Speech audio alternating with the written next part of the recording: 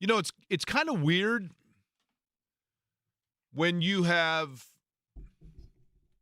first day of school. Jimmy, give me a grade that you most remember as a kid being super excited for the first day of school. Any of the grades of school that you went through. 7th grade, 'cause you start junior high. Okay. Get the lockers. Get the lockers. Were you a 7, 8, 9 junior high? 7, 8 junior high. We were K through 8 at St. Jude. But when you got to 7th grade, you get the lockers, which always made you feel like you were a big kid. Eddie, did you go to middle school or junior high? Middle school. 6, 7, 8? 7, 8. Really? Okay. Mm-hmm. So I went to 6, 7, 8, middle school. My sisters went to junior high, which was 7, 8, 9. Our elementary used to be 1 through 4, and then when I completed 5th grade, the building that was just intermediate, 5 and 6, became 1 through 6. Okay. So you stayed all the way through. So you, instead of getting... I went to a different elementary school than I did when I was in 6th grade. But you remember that first day of school, you know, you go and you get your school supplies and your backpack and whatever else, and like you're super excited for the first day of school. And then like and then in college, the first week you get the syllabus, and so you're like, okay, it's more of a slow entry in college. Sure. Syllabus week. Oh, syllabus week was the best. You just go, yes. and, you're like, okay, I'm going through the motions, but it's not really class yet, yeah, right? I could still go party with my friends, have a good time, and then get to class. But for all of those, for all of those, at the outset of the year, I remember, and this has been true of me when I've started new jobs, and I've certainly done my fair share of that of late. But for all of them, I always say to myself, I'm just looking forward to getting to the time period where I'm not sure what day of the week it is, right? Yeah. And so in elementary school, you kind of get right to it. You go and you find out who your teacher is on the first day of school. I don't know how it was at your school, but in Allisonville Elementary School, you showed up on the first day, and that's when you found out who your teacher is, and you look at the roster of who's in your class, and you're super excited and whatever else. And then you kind of get right into it. And I feel like the NFL season is a little bit more like the college season in the fact that, like, you get the syllabus, and then you kind of wait a little bit. The point I'm making, here we are in week 3 preseason game, or week of preseason game number 3, final preseason game, used to be 4. And now you're starting to talk about matchups. Now you're starting to talk about, okay, they're going to see Joe Burrow. They're going to see Jamar Chase perhaps. They're going to play Anthony Richardson. They're going to play Jonathan Taylor a lot. They're going to play Michael Pittman Jr. a lot. And you're getting into that feeling. But along with that, you then have, once you get through that, you got some time before the regular season begins. So it's back to the slow entry time, right? We're not yet at the point of the season where you get into the routine of forgetting what day of the week it is, except for that you know that the Colts talk on Wednesday, and then Friday is Blue Friday, and whatever else. So we're roaring towards it, and then we're about to hit a lull again. But this is kind of exciting because it feels like this is a true representation this week. Seeing the rosters and seeing who gets the reps extensively is going to give us indication as to how the Colts feel going into week number 1. Yeah, and it's your last real taste of growth and opportunity if you're on the Colts roster to make an impact, not just trying to make the roster, but make an impact for yourself this offseason before your first ultimate test when you wind up playing the Texans in the opener. And I know there's still questions up in the air for who all the Bengals will see, but Jake, if you could give me, and I'll remove all my, fanhood bias aside, if you could give me a unit, an offensive unit that I would most want to go up against with this Colts defense, one last test to figure out, is the pass rush good enough? Who should be alongside Julian Blackmon?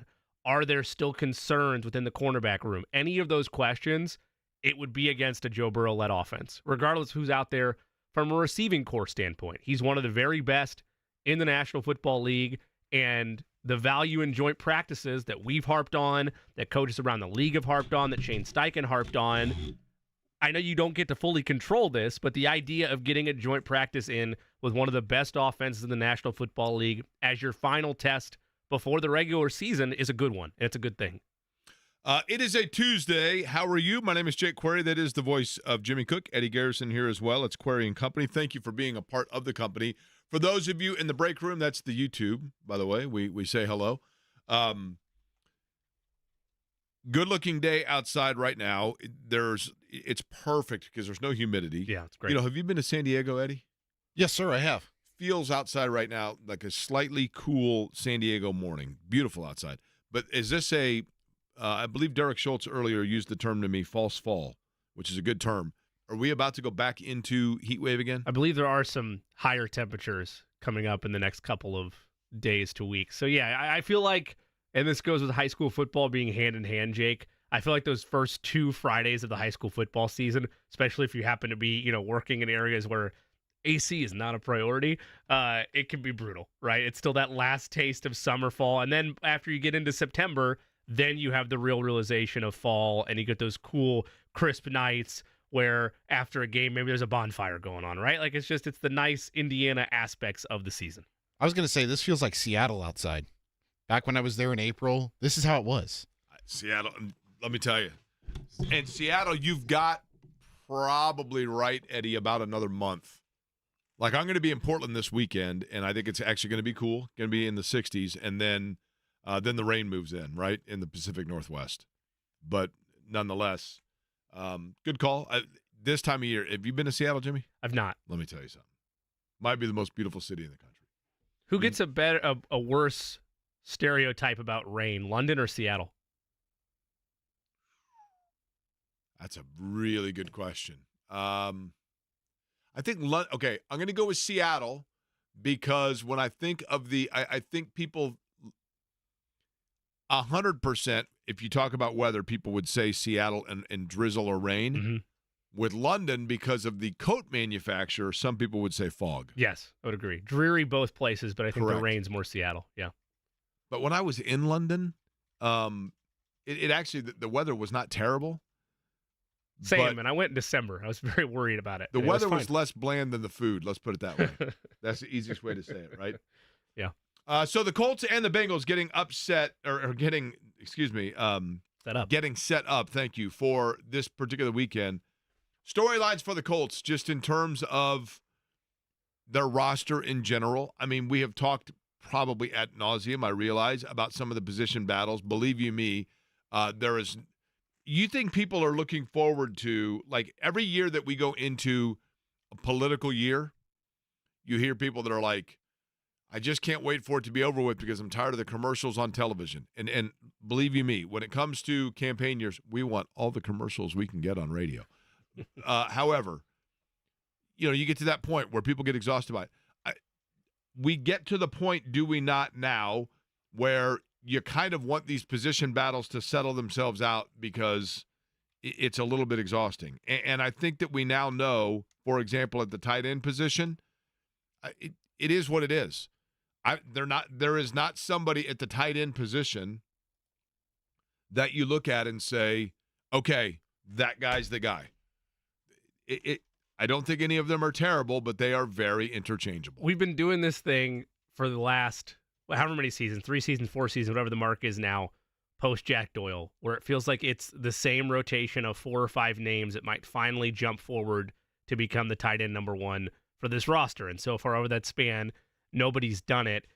Eddie, correct me if I'm wrong on this, but obviously outside of the many duties that you hold as CEO of the company, you additionally help produce our own Kevin Bowen's Colts Corner with Kevin correct. Bowen. You get that wherever you get your podcasts or on the podcast center on 1075thefan.com. His write-up, and I believe he also referenced this on the podcast this week, did he say they might carry 5 tight ends? Like, that's a real conversation that they might actually do on the depth chart? I don't know if it's a real conversation. It's something that's probably being explored. I would certainly say that, just because you've got 5 guys and they like all 5 guys. That, like, Jake, this goes back to the conversation that we had all off season. We're still having it now. If you have 5 good tight ends, do you really have a tight end? Right. No question. I mean, I get it.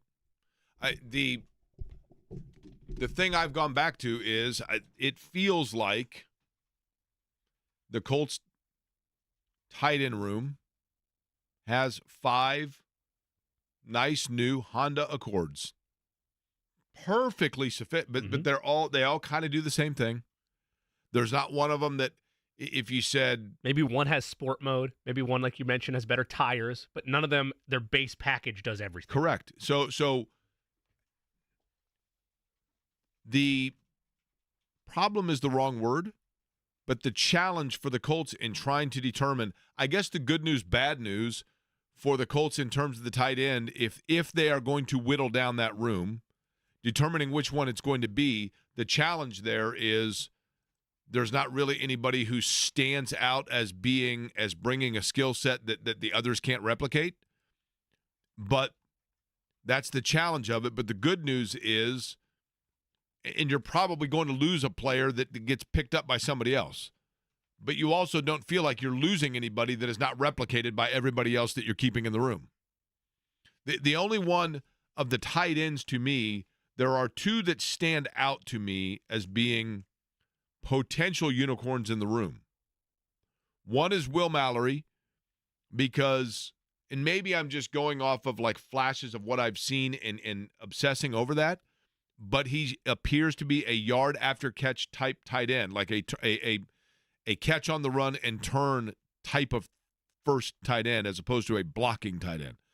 And then the other is Jelani Woods, because of his size, and it feels like Jelani Woods we look at as the second Mo Alley-Cox experiment reincarnated and seeing if he can develop into what kind of was hoped of Mo Alley-Cox. And Mo Alley-Cox has been a good player, but not a great, like, totally, like, every down player. But the tight end position does feel like when you do a fantasy football draft, and you hear me make this analogy a lot, and you're doing a fantasy football draft and you get to the point where, you know, you're in one of these leagues where you know you got to have 3 good receivers because that's where you get your points, and then you got a good running back, but then once you go through the top 10 or 12 running backs, they're kind of all the same. So now you got 2 running backs in there, and now you're at the point within your draft where you're just plugging in those bench spots. Yeah. And you're like, I really only need 1 tight end and 2 running backs, let's say 3 running backs, a reserve running back, because if one of them goes down or is on a bye week, I can go into the available player list, and it's basically the same as who I'm going to draft right here, right? There's not a lot of change off. So, and it feels like with the Colts tight end situation, they're in a position now where it's like, you know what? With the 5 guys that we have, if we've got to narrow this down and shave one of these off, we have enough guys just within the room itself that we can just kind of replace and intermix those 4, and we're okay. But I do also think, because I don't think any of them are below a 6 as a player, but none of them are really above an 8. Yeah. So somebody's going to be disappointed, and fans are going to be disappointed probably if they now they may keep all of them. They may go with all of them, right? Granson is to me, Kylan Granson also is another one that Jelani Woods is the most intriguing. Will Mallory might be the best, like, beyond scrimmage receiver. See, when you say you like Jelani Woods, I know you mean it. When some people say they like Jelani Woods, and the Colts kind of have given this impression off, it's coming from a place of, well, he was a 3rd-round pick. Right. So we can't be wrong on that. You really like his skill set. But some people say it I wouldn't because say I like his skill set. Well, no, I'm intrigued by him. But yeah, I don't want to put words in your mouth, but my point is that you're not just looking at the fact that he was a 3rd-round selection when you say that, and I feel like correct. a lot of people are. Correct, and I get that. I mean, I get that what have I always said? Where you get drafted does, or how you are acquired, does impact the way in which you are perceived. Yeah. Now you bring that up. The question I have for you 2 gentlemen is, Jelani Woods was not picked underneath Shane Steichen. Will Mallory was. Now, granted, it wasn't a 3rd-round pick, but if the staff has been frustrated with Jelani Woods dating back to last season and not showing up to camp in shape, and then he gets hurt, and they haven't appeared to like what they've seen so far because he hasn't moved up in the depth chart. They haven't given him many reps with the separated ones. for sure. Look, I've made it pretty clear that I've seen enough of most of this tight end room I think that the perceived ceiling for Jelani Woods is not worth kicking the tires another season. I get why they'd want to, because he has some intangibles that pop off. And again, I said this last week.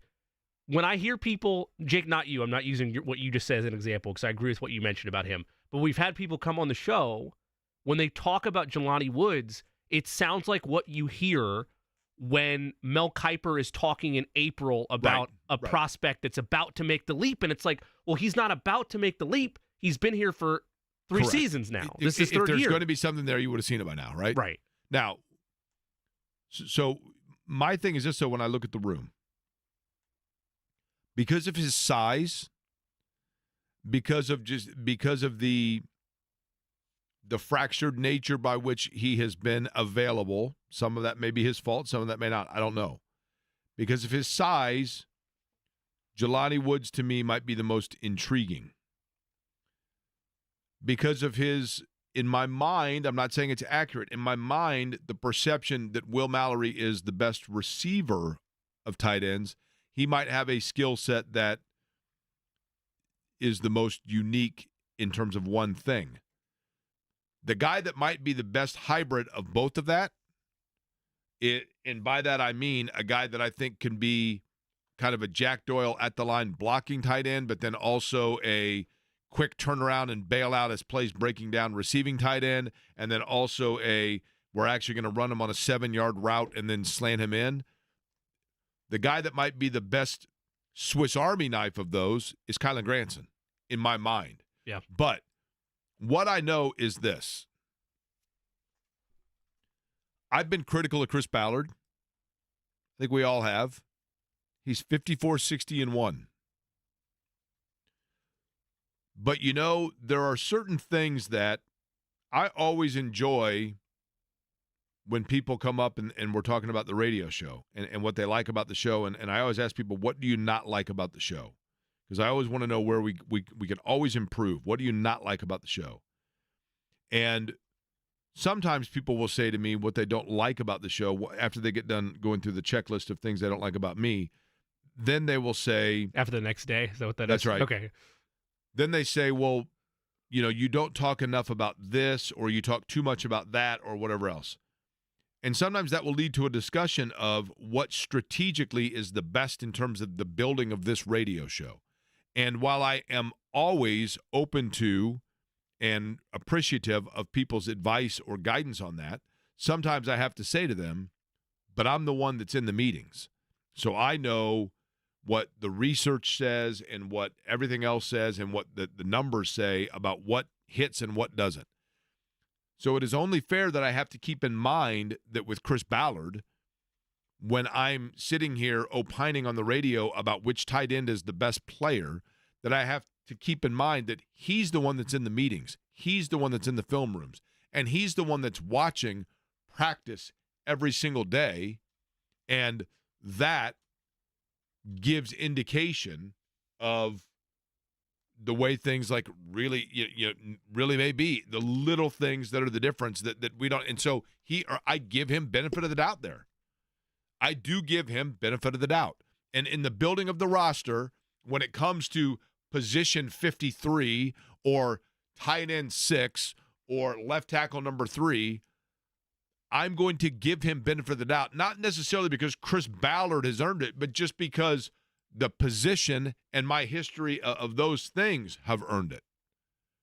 And sometimes you just don't know, like the way things, I always go back to this, and this is what I would implore. I always go back to this in my mind. The year that the Colts beat the Tampa Bay Bucks in the Monday Night Miracle, the year that Peyton Manning went nuts and the other Ricky Williams, went nuts, and the Colts came back on Monday Night Football and came roaring back to beat the Bucks. And I was working at Channel 6, and the next day I came in and had 150 emails and voicemails and everybody from people saying, can you guys please tonight replay the last 4.5 minutes of that game because I went to bed. They were down 3 scores. I went to bed, and then all of a sudden Peyton Manning caught fire, and the Colts won that game. In that game, and I implore people to always remember this. I call it the Rob Morris play. For me, it was the Rob Morris epiphany. Because Rob Morris in that game, when the Colts, when the roof caved in on the Colts in that game, and people that remember that game will know what I'm talking about. There was a play where the Bucs were up 14. They had like an interception return for a Rondé Barber intercepted a touchdown, intercepted and returned for a touchdown, excuse me. The roof just caved in. And one of the big plays in that game was Keenan McCardell. Brad Johnson's the quarterback for Tampa, right? Brad Johnson. He hits Keenan McCardell on this slant, and McCardell is in the midfield in the open, and he's gone. And the only Colt on the screen is Rob Morris. Former first-round pick Rob Morris. Former first-round pick out of BYU Rob Morris that wrestled boa constrictors in college, and they're talking about that on draft day, and this guy's an animal, and he's athletic, and he's a great player, and on and on and on. And Rob Morris is sprinting for all he's worth, and he's like 8 yards behind McCardell. And Rob Morris might have even like tripped and fallen down and like bit pavement at the 8-yard line or something. And he's the punchline of Indianapolis. What in the world is Rob Morris doing? This guy, what a bust. Rob Morris, I mean, he was supposed to be, I thought he was going to be the next Dick Butkus, and he's terrible. And look at him. He has no idea what he's doing. So that Monday or Wednesday or whenever the next Colts availability was, I go in and I'm interviewing Rob Morris, who was a good dude, and I give him credit because that guy, he would answer every question. So I'm interviewing him, and I said, hey, do you want to come in and do our Sunday night sports show? So he comes in. And I'm sitting in there in the Channel 6 sports office, and I go, man, I got to tell you, I felt terrible on that play with McCardell. And he says, you know, that's the hard thing because I can't really say anything. I go, what do you mean? And he said, well, everybody thinks that was my fault because they think we were in man, but we weren't. In that play, we were in a cover 2. And he goes, and so I'm sitting there at the edit bay. And he goes, well, pull it up. So I pull up the play, and then he shows me. And he says to me, as we're sitting there, and he says, well, look right here. And I don't remember if it's Marcus Washington or Mike Peterson or somebody got basically like a tight end came over on a cross and did basically a pick block and whatever else. And so Rob Morris, he goes, my responsibility is this square of the field. But this guy got tripped up, this guy's getting blocked, and this guy got pancaked. I'm on the opposite edge, and I've got to protect my area. But if you look right here, everybody has vacated my area. So I'm the only one available to try to chase down McCardell. So I turn around and I retreat and I give up my area because I'm now at the point where I can surrender it, and I'm busting for all I'm worth to try to save this play. And that was my epiphany that sometimes what you see is not always the way that it is actually happening, because he looked like the GOAT on that play, but he actually was the other form of the GOAT in the fact that he was the guy that never gave up on that play and was chasing it down even though it was never his assignment to begin with. And so when I look at and I analyze and I go over in the preseason, this guy hasn't done this or this guy hasn't done that, and I'm talking about in the preseason games. Now, guys like Kevin and Joel and Steven that are out there at practice every single day are able to have access to the Rob Morris film, if you will, because they can see daily at practice what's going on. We're here for most of those practices on the air. But what I'm getting at is sometimes in a preseason game, when you think that a guy has completely bogarted an opportunity or missed an opportunity or done the wrong thing, what you don't know is what actually is happening behind the scenes in the development and before and after the play. And I have to give a benefit of the doubt to a guy like Chris Ballard, who, or Shane Steichen or whoever it may be, to know that they actually have a better understanding, not of what happened, but what was supposed to happen, and whether or not a guy did what his designed assignment was, and whether or not what we're seeing is not a guy that blew an assignment, but rather is busting his tail to make up for something that broke down elsewhere. But then the real question becomes, how many benefits of the doubt do you give out? Undoubtedly. And with that, and that's fair. And along with that, you also look at, for example, the kicker position, okay, with Matt Gay. I'm not the one. Matt Gay is under some heat right now, okay? And I'm not the one that said Rodrigo Blankenship was going to be a kicker in the NFL and then watched him not be able to kick past 46 yards. Nice guy, don't get me wrong, Sure. but probably not, and a steady extra point kicker. But in terms of, so then I'm not the one that went out and paid Matt Gay as at the time, I think, top paid kicker and now a top 3 or 5 paid kicker in the NFL and committed him. And it's not huge money in the grand scheme of things. It's the overall choice. Correct. It was, I'm going to make a move that's going to solve a problem. I'm never going to have to think about it again. Doesn't matter the money for me. The money doesn't bother me, Jake. What bothers me is you are taking the bull by the horns as a general manager and saying, you know what? This has been a headache for too long. I'm not going to have us have games lost because we were inadequate at a position. I'm going to go spend a premium, at least for that position. It's kicker money. I get it. If you're of the mindset where you don't freak out about NFL contracts and you understand there's levels to this, then you get kicker money is not the same as wide receiver money. But it is still, at the time, the first or second highest contract for a kicker in NFL history because you're aggressive and you want to make the decision of, I'm never going to have to worry about this again. And now here you are, still worrying about it. Yeah, fair. I mean, now what you don't want is this. What you don't want when the game is on the line and when Matt Gay is lining up for a kick, whether it be in the preseason and he's trying to solidify a position or whether it's Drew Ogletree or Kylan Granson or whatever it might be, if one of those guys is in position where they've got to make a play late in the game against Cincinnati, what they don't want to do is pull a Gosder Sherrills, right? That much we know. I think the excuse from Gosder Sherrills, or the explanation, I should say, is actually somewhat believable, but it doesn't take away from the fact that we still have an opportunity with a shelf life left of one more day to mock the fact that on an airplane he got up and just decided to take a leak on another passenger. Are you right? surprised that we don't have an interview from that passenger yet? Do you think it's because it's in investigation mode? Is that why? Oh, I'd imagine that his attorneys have probably talked to her, or vice versa, right?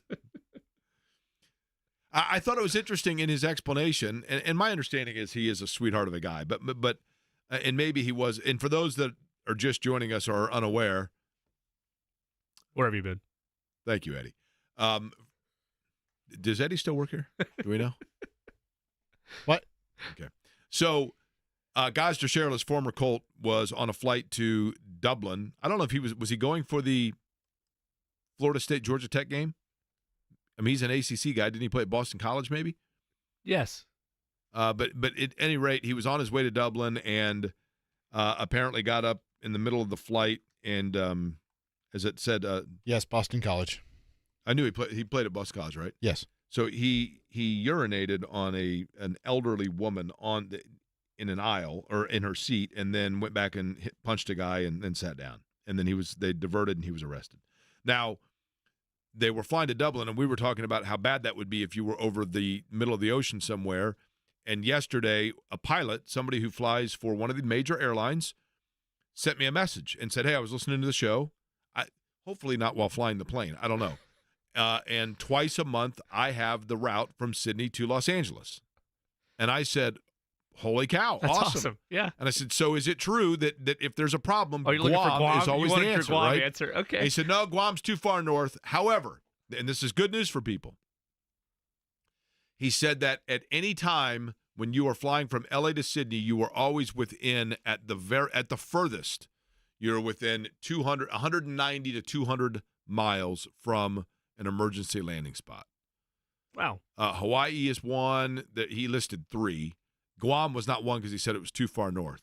I then said, look, I won't say the name of the airline because I don't want to get anybody in trouble, but what celebrity have you had on your flight that was the biggest jerk, and what celebrity have been on your flight that was the nicest? And he's a pilot, so he's not back there, right in the cabin, but he said, without a doubt, the nicest was Cal Ripken Jr. Wow. I don't think it's overly surprising. No. And he said the one that was the rudest or meanest to people was the late Joe Morgan. Also, I don't think overly surprising from people who have been around Joe Morgan. Apparently, he's a big fan of Joe Morgan. I've never watched documentaries on what goes on within, a insert airline here cockpit, but do they listen to podcasts, do you think? Is it like a car? Like, obviously, you got to be worried about air traffic control and stuff. The other thing like, he told me was this. I found this interesting. He said over the course of like a 14-hour flight, I think he said there are 3 or 4 pilots automatically, and you never do a shift for more than 4 hours, and then you get 3 hours off. Okay. So they can nap or do whatever that. And so, yes, listening to this program, apparently by podcast, he did say not to get caught up, but also to help with the sleep. Yeah, I thought so, yeah. Because Gosder Sherrills has advised that he wished he had done that instead of taking the tablet, right? Colts might have gotten some good news today in terms of somebody coming back that might bolster an area of strength. I'll tell you who that is, and it's an intriguing player we haven't talked a lot about. We'll get into that. Stephen Holder joins us today. Bob Kravitz as well. It's Query & Company on a Tuesday here on The Fan.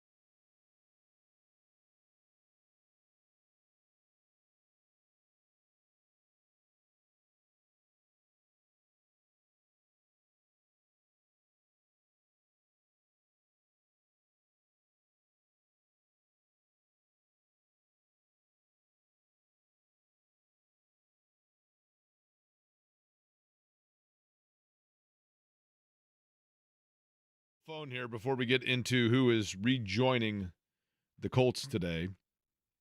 Somebody has sent me the plane passenger apparently did an interview. Now, I'm having problems downloading this. Eddie, I'm going to send it to you here, and we'll see if we can get some audio out of this because this is fabulous. Are we worried this could be like a Trojan horse file type deal, or do you trust the source? The problem being that my phone right now is linked to my Wi-Fi, and so our Wi-Fi is actually two chipmunks, and one just went on a smoke break. So I'll see if I can get this to you. By the way, Taylor Tannenbaum, our friend who is now with the ACC Network, you guys wanted to see if she could come on tomorrow to talk about Florida State, Georgia Tech. Week 0. Yeah, that's the dumbest thing ever. Whoa. She said, I would love to do it, but I will actually be in Dublin at that time and have no idea in terms of the time and everything else because she is going over for that. So she said she is just getting ready to take off for Dublin. And I said, do not be gauzed or shareless. And she said, you have to tell me what he did, but we're about to take off. If she doesn't have Wi-Fi, she's going to be in suspense for a while there. Hopefully he doesn't have to turn around and come back. We do know that one player who has been on the, I believe, physically unable to perform list. Is that correct, Eddie? No, the non-football injury illness list. Illness list, sorry. I was going to say the physically unable to perform list, once you turn 50, that'd be tough. That's what Jonathan Taylor was on last year. The PUP list, right? Mm-hmm. Raekwon Davis is set to rejoin the Colts. This is a player that, of course, is under contract, $7 million guaranteed, a defensive tackle. Started his career in Miami with the Dolphins. And, whenever you got a guy that's a defensive tackle that's coming out of Alabama, there's obviously expectation. And his numbers are not eye-popping to you in terms of his time in the Dolphins, but the Dolphins do have a pretty good defensive line. And so too do the Colts, Jimmy. I mean, this is maybe an insurance policy, if nothing else, but I think a pretty solid piece for them, and it's going to be curious to see now what he can do. Yeah, it was a needed piece of the offseason as you continue to see more and more depth shored up throughout the Colts defensive line. And you're right, the numbers aren't exactly earth-shattering, but he was a productive player in Miami, and for what's going to be asked of Davis, and him being, when you look grand scheme of things, I know the Colts are never really big spenders throughout free agency. He's the more significant move that they made this offseason in terms of external pieces coming in. So the fact that he's now ready to go, activated, as Eddie mentioned, off the non-football illness list, it helps alleviate at least concerns of where the depth could have been or where the depth was headed when you add in all the things that happened this offseason to that room, most notably Samson Ebukam being out for the year. Not to mention, you saw how that defensive line looked without Grover Stewart last year. Yeah. Now you've got a guy who seems to be capable. I mean, the dude is massive. He's almost like 6'7" and 300 pounds. 129 total tackles, 2.5 sacks, 5 tackles for loss, 4 seasons in Miami. Oh, wait a minute. I think we do have comments from the woman. She said it was a very weird experience with Gosder Shareless. This is fabulous. If there is, I'm looking at it. Oh, there she is. Yep, there she is. Yeah, we absolutely have to play this audio coming up in just a second, courtesy of NBC News, by the way. I will send this to you, Eddie, and let you get this going for us because, I mean, this is what – listen, I know people want to hear about the Colts roster and they want to hear about what's going on. But the reality is if we have audio from a lady that Gosder Shareless decided to take a leak on an airplane, that's what we got to do. I mean, that's the stuff – that's what we do on this show, right? What do we do on this program, Eddie? We entertain and educate. We educate and entertain, yes. And so – believe me, the entertainment part is very questionable, but we definitely try to educate, and we want people to know what's going on. For example, some of the hazards that can take place when you're in the air, right? It's important to make sure the listening audience is informed. And if the woman who was the true sacrificial lamb of this story, if she is willing to do an interview, then by all means, and NBC was able to acquire it, by all means, we need to share that with our listening audience. I agree. You know what I mean? Yes, wholeheartedly. I mean, by the way, speaking of, I've got it, but I've got to email it to myself now so I can, even though you could have emailed it to me. But I usually, just to stay up on the current events of the world, like to watch a little NBC Nightly News, Lester Holt. And I bring it up because you mentioned NBC News there, but also because Caitlin Clark got the end of news treatment yesterday. Really? She was the feel-good story of breaking the rookie assist record. So not that she needed more national pub, but there she is. One of the things with Caitlin Clark to me that jumps out is it does feel like when Clark first was in, I think there was a resentment, understandably, from the establishment of the WNBA. And by the establishment, I mean the established players and stars of the WNBA. I think they resented the automatic praise that was coming her way and the assumption that for example, charter flights. Yeah, it's a big one. The outside perception was because when Caitlin Clark was at Iowa and was suddenly on the map, and now all of a sudden you have Iowa in the Final Four getting television ratings that are unprecedented within college basketball and within women's basketball. And it's when all of that is taking place and there's this Taylor Swift level mania about Caitlin Clark, and when the other players that have been established and pioneers of women's basketball, Diana Taurasi, for that matter, even retired players, Lisa Leslie, Cheryl Miller, Cynthia Cooper, the players, Cheryl Swoops, that have been around for a long time, but those that are even playing currently in the WNBA, I understand the resentment of them saying, look, you guys are acting like there have not been great women's players before.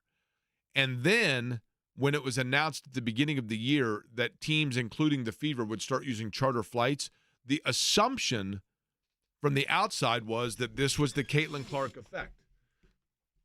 And when Caitlin Clark was kind of getting, roughed up a little bit at the beginning of the year, there was a lot of reactionary narrative of those women that are giving her a hard time or barking at her or talking a little trash. They need to think about that next time that they're no longer having to get on a Spirit Airlines flight to go to their next game. Well, the reality is that the charter flight conversation was one that had been worked on by the WNBA Players Association for the last 2 years, and this was the year I believe that it was going to be implemented with different teams. So while it is true that it happened during her rookie year and maybe that accelerated the finalization of it, it was in discussion. This was not a novel concept per se for all of the teams. So I can understand why some of these female players were saying, why is she getting all the credit for something that our Players Association has been lobbying for a long, it wasn't her, that kind of thing. And a resentment for her or against her amongst her entry into the WNBA. But now that we have had a half a season, and now that her teammates have figured out her style of play, and maybe more importantly, she's figured out her teammates, and et cetera, and now that it's coming together, the respect level and the pushback against her seems to have really, respectively, increased and then also cooled off. In other words, it does seem to me, Jimmy, that yes, she got a technical over the weekend, and she is still, look, Caitlin Clark's no saint herself on the floor. Right. She's got a competitive streak about her. She's got a little bit of a trash snap in her, okay? She's not a choir girl by any means. But in terms of the rest of the league and their reception of her, it does seem to now come with a very clear respect that I don't know that it was automatically granted to her. She earned that, and I think now we're past that point where the rest of the league realizes, okay, she's arrived and it's here to stay now. And some of that was expected and comes to territory. You hear, welcome to the league, Rook, like anytime you have a rookie sensation stepping on to any court or playing field or what have you, and you're going to have to earn that level of respect league-wide by what you do in that sport. And she's taken the league by storm the last couple of months and put the Fever in a position as a whole, the entire unit from Mitchell to Boston to Hull to Clark, like they've all played great, but she is starting to finally shed some of that early, they weren't even question marks, but just rust and acclimation period towards the league to the point that you can clearly see what you saw at Iowa, which is, it's like watching, there are times, Jake, the passing itself is on another planet. But there are times where you just watch a Caitlin Clark highlight package for 2.5, 3 minutes, and it's like you're watching Steph with her range. Like, it's incredible that she's able to just get that separation and just knock down, and put teams away. And then you add the passing element in there. Everybody that believed in what she was going to be from the Iowa days isn't surprised by this. But I think there are some that either were skeptics or are casuals that are now seeing it on display for the first time, have kind of realized, you know what? She has arrived. She's earned that level of respect, and the sky's the limit. She's going to get MVP votes this year if she keeps up what she's doing. That doesn't matter. It's not consequential, but it is eye-opening that she could get MVP votes as a rookie. At this point, the Rookie of the Year deal's done, right? It is for me. I mean, it was done for me months ago, but it's not. The betting lines have. I know I'm getting into degeneracy territory, but there is some data that you can look at of where's the money. The money's never left her in terms of. Eddie, here's another thing I think we should do on this program. So we have, for those that are listening at home and are not, and what I want on this show is for everybody to feel like they are indeed all in like the back room. Now, we don't have like backroom meetings. We don't have really, we don't prepare anything. But we do have what we call sounders. These are little sound effects. We have one, I'll call for a few of them here, Eddie, and you let people know what we're talking about here in terms of our roster. We have the breaking news sounder, okay? We have another that we use whenever Jimmy goes into some sort of a weird conspiracy theory, okay? We use this one here for that. Occasionally, our friend Robin the Genie pops in with strange questions or hypotheticals about sports, and when he does, we have music that we play for that, right? Haven't seen him in a while. Is he on vacation? We've not. I'm not sure where Robin. He's a genie. I mean, who knows, right? Yeah. You just never know where he's going to pop in. They have good PTO plans? Genie Guild? That's right. Occasionally, I will just have, like yesterday, my thing about the Beatles concert. And by the way, I got a really good answer on the Beatles concert question, which I'll get to later today. But when we do random things that just come to me in the middle of the night during my insomnia, and my brain just creates these nuggets, we have this. That's a brain dropping sound.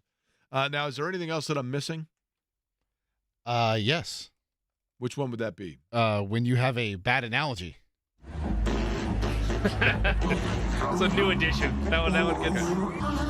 So that's the query bad analogy sounder. Okay. Oh, and then now that we're starting the NFL season, we're going to get into a lot of coach speak. So maybe our translator that you spend so much money on. I've got to. You know Did what? you re-up? I have to re-up. Thank you for mentioning that. They just sent me a thing for the Elixir. Now, the way that works is a coach makes a comment, and then we take the audio for that, we send it through the Elixir, and then it tells us what the coach really was saying. Now, I think we have a couple of free spins left. Do we have what the Elixir sounds like when we put these through?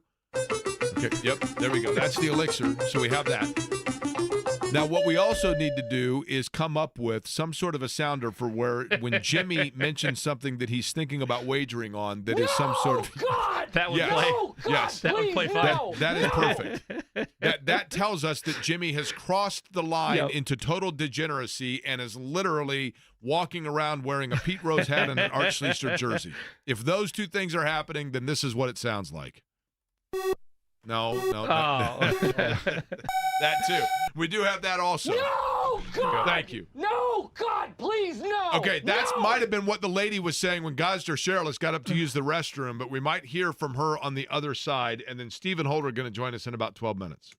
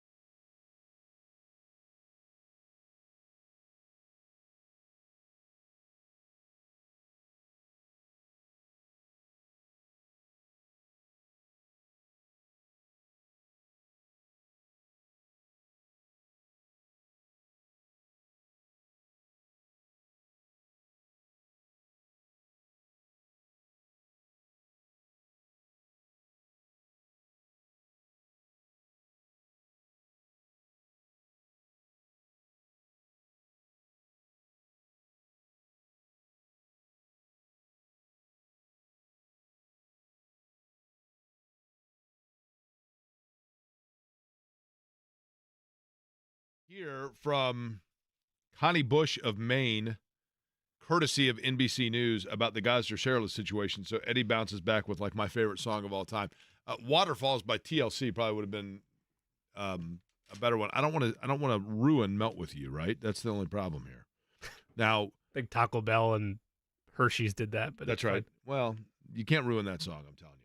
So Gosder-Sherrill, we mentioned it yesterday, the former Colt and first-round pick out of the Detroit Lions, also played for the Bucks. I know that he has since explained that he was going to Ireland. His flight was delayed by 4 hours, thus it surprisingly became an overnight flight. He took a sleeping pill. We don't know which of those. I mean, it's presumed that it would be one of the prescribed sleeping pills that created an alter personality for him, if you will, that he was unaware of what took place. In Gosder-Sherrill's defense, I have certainly heard of people saying that they would take a medication like that, and then they're like, I have no idea what happened. But again, he was charged with and pulled off of the plane and arrested when it was diverted after he had an incident with Connie, who is from Maine and was also flying to Ireland. We'll let you listen to Connie and her version of what took place when Gosder-Sherrill got up to apparently use the restroom and then didn't make it all the way back. Here we go. Hold on, forgot to do something. What's that? Said hold on, I forgot to edit something. The Chipmunks back on break. The Chipmunks back on a smoke break? Or it was a switch. It was a tag in, right? The first one, because you said there were two Chipmunks. One had his break. So they tag in, then he goes to second break. Okay, now the Chipmunks back from, he just finished his lung dart. So here we go. I glanced up at him. I thought at first he was just going to expose himself. And then he, pulled out his and he started to urinate. He fully emptied his bladder on me. He was very determined that the seat that he had sat down in, where the gentleman was already sleeping in that seat, was his. A very weird experience. And it's not one I would like to repeat. Is that an option? The dismount at the end does it all for me. It's not one that I'd like to repeat. I'm sorry, Connie. Was that did the airline offer that to you? For a voucher here. Would you recommend this to another customer? We're looking for another customer that would like to do this, and so we're now up to $1,500 round trip that we will offer to you. Double it or give it to the next person. I mean, now I will say in Connie's defense, she did not use a slanderous term for the anatomical part that Gosder-Sherrill exposed. She used the proper medical term, but I didn't know if we could even say that on the radio. Rather to be safe than sorry. We went. That is correct. We went better safe than sorry with that, right? Because we'd like to at least still have jobs, for another week. That'd be nice. Stephen Holder will join us on the. By the way, somebody said, "Wait a minute, fully emptied?" Yeah, I guess at that point, I guess the better question is: did no one jump to this woman's defense? Also, yeah, how long did it take him to empty his bladder where no one came up and was like, "Hey, man, what's going on?"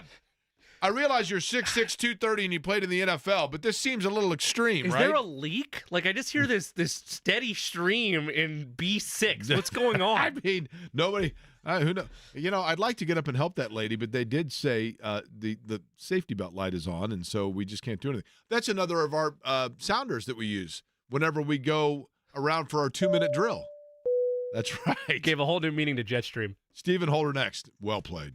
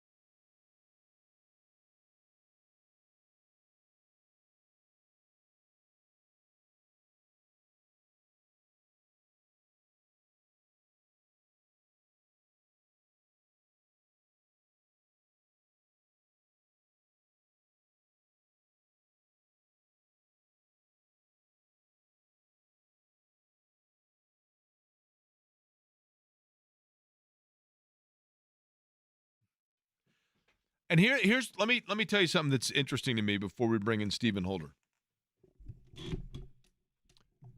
For years, I have usually flippantly, but one time I kind of lost my mind and gone off on the Colts game day music selection.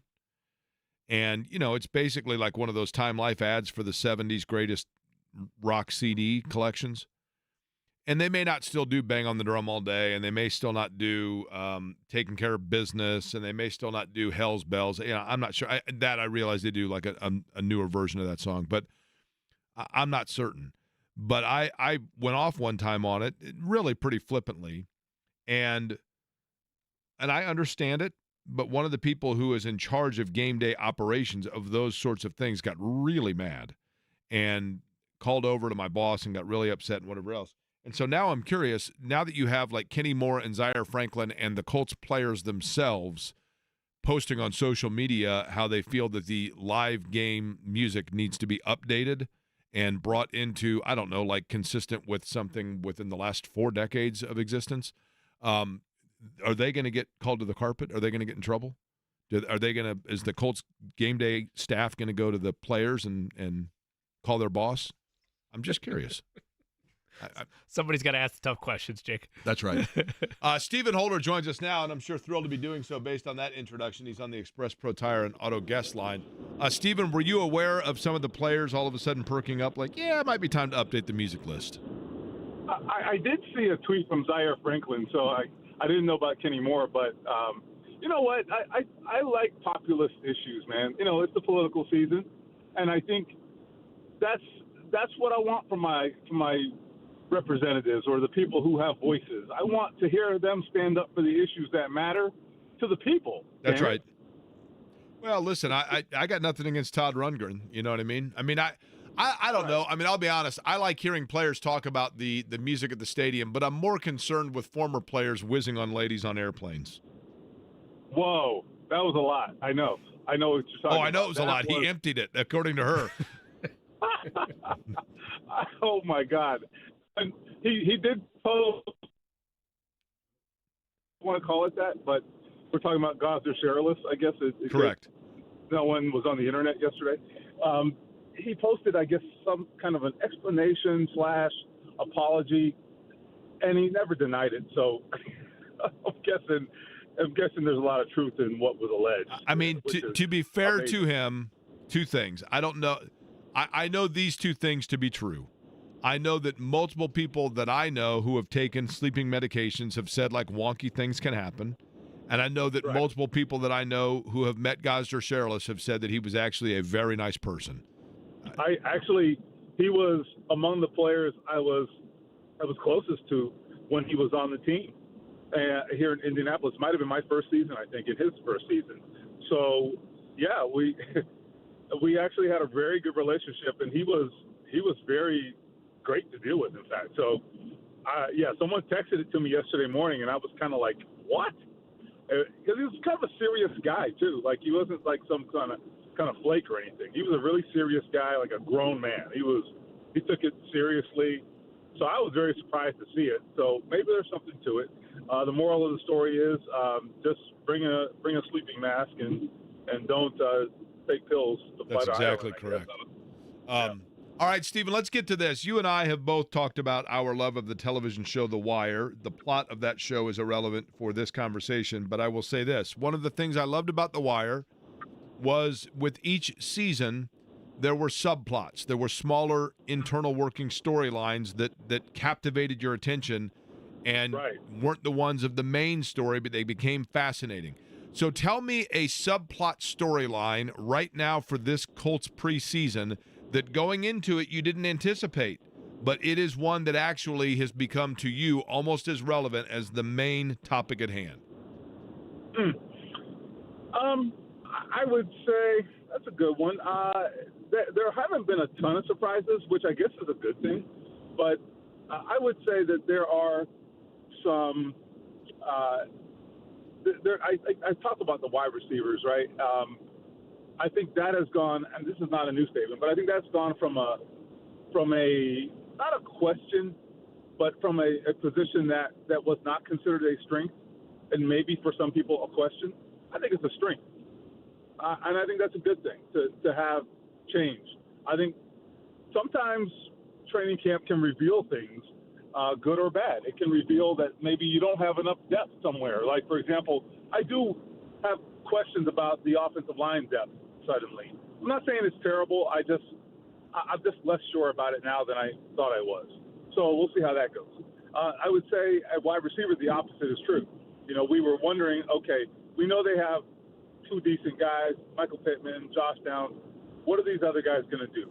How are they going to step up? They have. They absolutely have. Alec Pierce has stepped up. A.D. Mitchell has absolutely stepped up. I love what I'm seeing even from the rookie wide receiver, who's going to be, I guess, is on the team, frankly. He's going to be a return man. I'm talking about Anthony Gould. So they have, I think, turned what certainly a year ago we were talking about that position skeptically. They have turned that into a strength. And that's kudos to Chris Ballard to a degree. I think Reggie Wayne to a really big degree, who's done a great job coaching that position. So I love what I'm seeing there. And I think that's only going to help Anthony Richardson, who needs all of the playmaking that he can get. By the way, guys, a much different subject, real quick. I'm headed over to the joint practice in Cincinnati, and I just passed the interchange with 275. You know, the perimeter around Cincinnati, Yep. which I think is the way to Kings Island. And I was on the fence, frankly. Have you been to Kings Island, Stephen? I have, and I think the lines are probably subsided now that school's back in. I should have went to Kings Island, shouldn't I? Yes. I haven't been to Kings Island since I was in like late high school. I would love, you know what? Let's be real here, okay? You owe me a trip to Kings Island, don't you? I mean, basically. That's fair. That's fair. That is fair. You really don't, but I just pretended that you do. So Jake, If you want to go, call me. I just we'll basically completely invited myself for you to drive me to Kings Island. I don't want to undercut you and Steven on this adventure, and I didn't know where to organically insert this, but my brother Bob, who, as you know, is a couple years older than you, didn't do anything this summer, and he was trying to get me to go to Kings Island, and I'm like, Bob, it's too close to the birth of the baby. I don't think I can do it. He's like, what about Jake? Think Jake would want to Really? go? And I was like, Hell yeah, I'll let's go. ask him. So there you go. I'll give you Brother Bob's contact info. Maybe Just go right around the log flume. You guys can have a great time. at Heck Kings yeah, Island. I'm all in. Stephen Holder joins us of ESPN.com. He joins us on the Express Pro Tire and Auto guest line. Stephen, when you look at the depth chart as we get closer to cut down day, making this a 53-man roster, what number is too many in the tight end room for you? And once that number's set, who's on the outside looking in? Okay, so there are 5, I think, candidates to make the roster. I think we all kind of agree on that if we're following this closely. Yeah. So I feel like 5 is too many for a tight end room that's kind of average.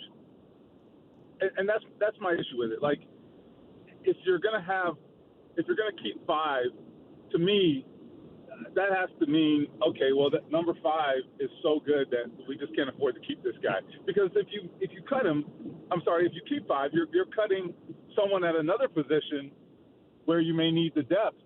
You can get away with a smaller number of tight ends. I mean, you're going to use 2 at times simultaneously. Certainly need at least, I think 4 is probably your number. But 5 is a luxury. It really is a luxury. And I think, to me, if you're keeping 5, that says that's a really elite unit on your team. That's what it says to me. But I don't think that's what this is. So I think 5 is a luxury. I think 4 is the right number, but I also don't have to make the decision. So easy for me to say. Isn't the language, you mentioned 5's a luxury for a team that is, oh man, these guys are so good, we don't know what to do. When I see the Colts think about doing that, it's they don't know what to do. Like, they don't know who to cut. It does kind of cut both ways. I think, you could spin it around, and absolutely that could absolutely be applied, that logic. But that's also not a compliment. So No. But I don't disagree. I think there is some truth to that, and I think that's what's playing out because they do have some different roles or skill sets, I guess, among these guys. So, you can't, if you cut one, then maybe you're a little bit lacking in the receiving regard. And maybe if you cut another guy, maybe you're lacking in terms of the blocking. And so that's kind of the challenge, I think, and that speaks to what you're saying, which is that they're just kind of, I don't want to say just guys, but I mean they're not. I think they're scared to cut the wrong player. I think they have so many flyer guys that they're scared they're going to cut the wrong guy. It's definitely a question, I think. Maybe scared's too strong, but you get what I'm saying. Like they have so many. This guy potentially could be something good. Oh, but which one is it going to be? Yeah, no, it's a challenge, and I don't know what their perspective on it is, and that's the hard part. I mean, which way do the Colts see it? Do they see it the way I first described it, which is, okay, why are you keeping five guys who are just kind of okay, as opposed to the other regard, which is, okay, we have 5 players, none of whom is a surefire thing in any one respect, and so maybe we need them all because they have different roles. I don't know. I would say this. Shane Steichen has done a good job in his career as a play caller, getting a lot of production out of the tight end position. But he's done it with sort of a premier tight end, or at least a guy who got a lot of the targets. I detailed this in a story last week. And he doesn't have that here. I don't think he has one guy that's going to far and away be the guy who gets all the targets. I don't see it working out that way. Colts collectively have been that way the last few years. What I would say is their production last year was comparable to Steichen's offenses in the past where he's been the play caller. The tight end production, it was comparable even without that. So what that says to me is he can scheme it up and figure it out even without that. So maybe we're making too big a deal of this, and maybe they don't need to keep 5 because Steichen can figure it out. Stephen, I'm going to go to an elephant in the room here, okay? And I somewhat apologize for that. I don't, but I am curious. Because the tight end room appears to have such lack of disparity between, say, the best in the room and the worst in the room. Like, it's pretty even. And if they're weighing it out between 2 guys, right? I know that Drew Ogletree's legal situation, the charges were dropped. I know that he was cleared from a legal standpoint. I respect that. I'm not in any way, shape, or form implying that anything other than a misunderstanding took place there. But if all things are given equal, is there any chance that something like that becomes a tiebreaker against him because the Colts say, we have to get rid of one of these guys, and at least with this one, there's a 0.001% chance of a bad PR look if he's on the roster, so that's the tiebreaker. Is there any way that factors in? I have thought about it. I do not sense that is the case, at least just from everything that they have said, from Chris Ballard's statements in particular. They're moving forward, again, just from my perspective and what I've witnessed and heard, they're moving forward as if he's on the same footing as everybody else. Right. So I really don't think that's going to come into play. Whether we think it should or should not is immaterial. I don't think it will. In addition to that, another question for you. In your opinion, the room without quarterbacks in it, the unit for the Colts that has the greatest disparity from top to bottom is which?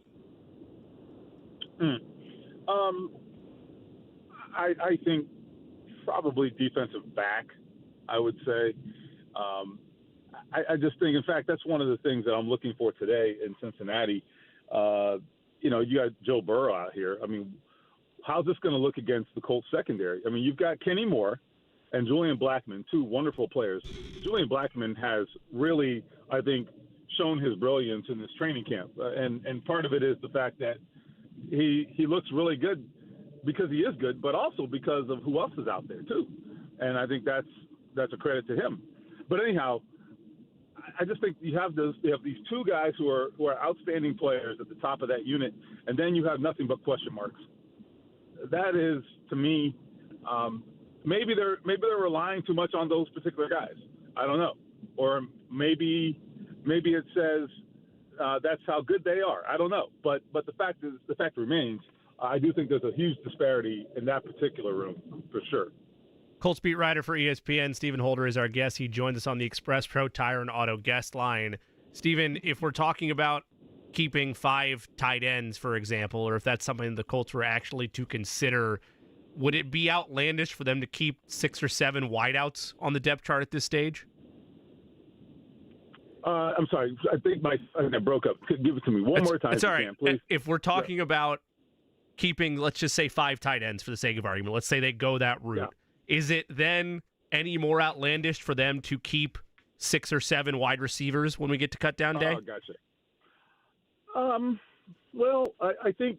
Or are those 2 separate issues? And if they are, I have a more direct wide receiver question. If that's too. No, I do think they are related. I think I don't know how the Colts see it, but I think you have to think of them as I think being linked. You kind of have to.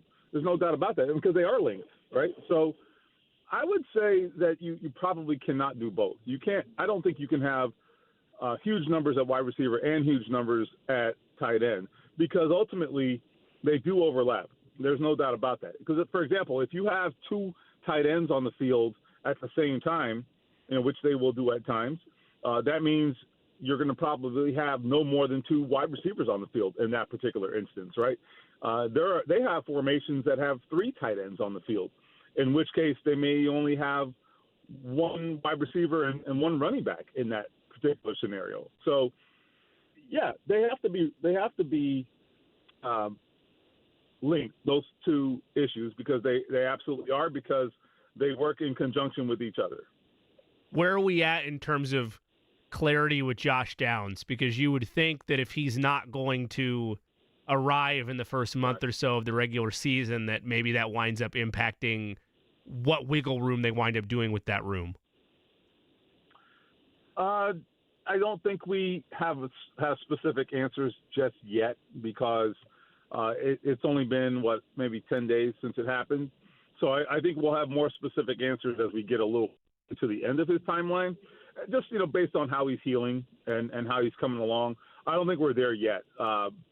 So I just don't have enough of a specific answer on that, and I'm not sure they do either. Are they forced to be quick about it with cut down day a week or so out?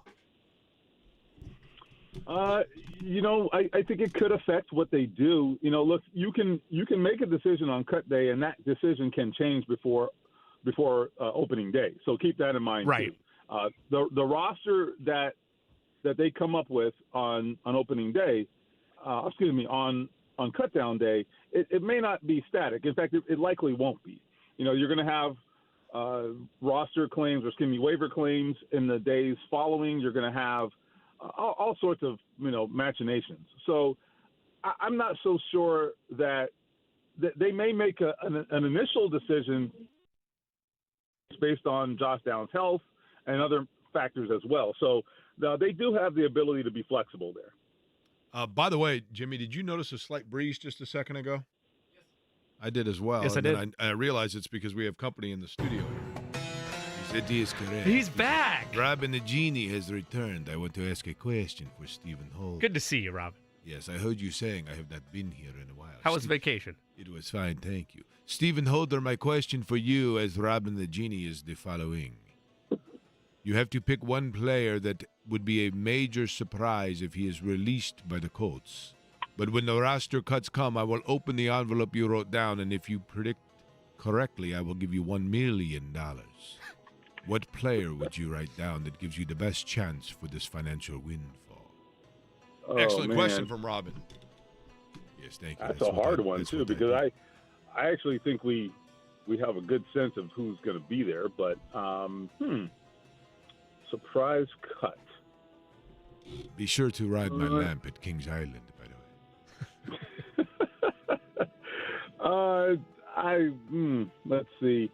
All right, there usually is there not? There, not I shouldn't say usually, but it is not unprecedented that when final cuts come that there's somebody that you're like, whoa, I did not see that coming.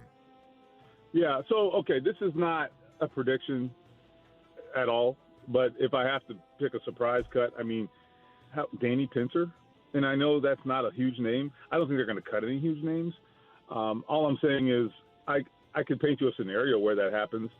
Whether I think it happens is another question. But anyway, that's probably not a great answer, but I don't have a great one, honestly. It's all right. He's not The great problem about is- paying, so you're fine. Don't worry about it. That's right. The problem is they brought back, literally 22 starters. So, I mean, there's not going to be a ton of surprises, I don't think, So It that's where really we're is at the here. definition of running it back. I mean, there's no doubt about that. It's running it back on steroids. Not the players aren't literally on steroids, but the idea is, for sure. Now, let's go to Matt Gay. And I don't think he's in any way, shape, or form at risk of being released, but No. they paid for him, and they paid for consistency. They paid for reliability. It has not been there yet. What's going on? I wish I had a great answer. I think you have to ask yourself one of two things. Is it excuse me, is it a function of him not having his holder on Saturday night, and then certainly the response to that will be, well, what about the way he performed down the stretch last season? And I think there you might attribute it to injury. So I guess the question is, are there contributing factors to the performance? The answer is maybe. Maybe. Okay. Whether he blames it on that, I don't know. He's never said that publicly. He did mention the holder situation the other night, and that was legit. Okay, that's fine. But that doesn't explain why he was so why his results were so disparate down the stretch last season. Again, he had an injury he was dealing with. I guess I'll give him some benefit of the doubt for now, unless this continues. But they can't have, he was signed to solve a problem. So that's why this is, I think, sort of uneasy for the Colts. I mean, or potentially uneasy. He was signed because they had recurring problems at kicker, and they were trying to get to the bottom of that. They finally do, at least in their mind, and they spent big money to do it, because that's what you do. You have to go out and spend money to solve that problem. They did that. They thought they did. And here we are. It's still a problem. So not great. Not great at all. How much, kicking, let's be real. There are three things that come into play for kickers when they're not kicking well. One is injury. One is just mechanics. And the third, which sometimes can lead to the second, is just mental. We've all gone through it. We've all gotten the yips in some, whether it be baseball, basketball, golf, whatever it might be. We've all gotten is that where he is? I mean, is this just strictly mental? Is it the fact that Sanchez wasn't holding for him? Are we giving too much credit, or do we have legitimacy because we look at last year where there were problems? I don't know if we know, if that's the answer yet, if that's what to attribute it to. I think that's the question. If you're the Colts, that's the question you have to be asking is this just a guy who's got a guy who had some other factors weighing on him, or is this a guy who has an issue that's between his ears? And I think, kicker is one of those spots where I think that's a real thing. I don't think that applies to like an offensive lineman, right? I mean, I don't know that it's as mental in terms of the actual performance. Like you're not getting the yips, trying to block a defensive tackle. But kicker is one of those where it really is between your ears a lot of times, or a lot of the job is between your ears. And I know that from my vast experience being an NFL kicker, but it does seem That's that way right. at least. So anyway, I think it's a fair question. I don't think we know the answer yet, but listen, he's going to be under scrutiny. There's no doubt about that. And he better respond, because I'm not saying they can cut him. All I'm saying is that if they continue having problems there, they're going to have to figure out how they move forward. And you just can't, if it continues to spiral, then you have to ask some hard questions. No one wants it to get to that point. I'm not saying it will, but it bears watching. Do we get any clarity for Jonathan Taylor's backup after these joint practices, or is it a by committee approach to start the year? I think I think at this point it's still a little bit by committee, and I thought it might be anyway. Right. So I think it continues to be that. The question for me is, when Trey Sermon gets back, can they figure out, or can he establish himself as something more than just a part of that committee? I don't know that answer yet. He's hurt right now. That answer may have to wait. But I do think that they have some specific skill sets, and that's a good thing. They have guys that can do different things. So it's in that regard, it's a little bit like the tight end situation. So I don't know. I guess it really boils down to maybe how many you keep there and who goes on the practice squad if you don't keep them all, and then what you do from there. Is Trey Sermon solidified, though, as being a roster guy, or did the injury in any way, shape, or form jeopardize his even being retained? Well, I guess it depends on the severity of it. I think that I considered him to be solidified before he got hurt. I don't know that it's changed, but I also don't know enough about the severity. I don't think it's terrible, but I think it's a hamstring, which, by the way, is one of one of those mystery injuries. You never know, right? It could be. Ask Jelani Woods, right? Right. So, by the way, I was on an NFL Zoom call yesterday with the medical staff of the NFL, and I learned something interesting that I'll add here. Hamstring injuries, according to their studies, are the number one factor in players missing games. More players miss games with hamstring injuries than any other injury, which I probably should have known that, but for just a moment, I was astounded by that, and I was like, wow, that's crazy. So anyway, little nugget for your audience. All right, Stephen, here's my assignment for you while you are in the Queen City. You ready? And there are two Queen Cities. Cincinnati is one, Charlotte's the other, but we're going with Cincinnati as Queen City. There is an old-fashioned hat store. I believe it's called Batsaki's. I mean, it's spelled out as like bat sakes, but it's Greek. I think it's Batsaki's. Right in downtown Cincinnati. The guy's been there now he hasn't, but the shop's been there for like 100 years. And I'm talking cool fedoras and custom. They're not inexpensive. They are well-made, well-tailored hats. I have one of them. I wore one all through Europe with Shannon. She was mortified for the first day and then realized it wasn't going away. You can pull it off. You can absolutely pull it off, but going into it is like stepping into yesteryear. It is just a guy's place. It is totally cool. Everything about it is awesome.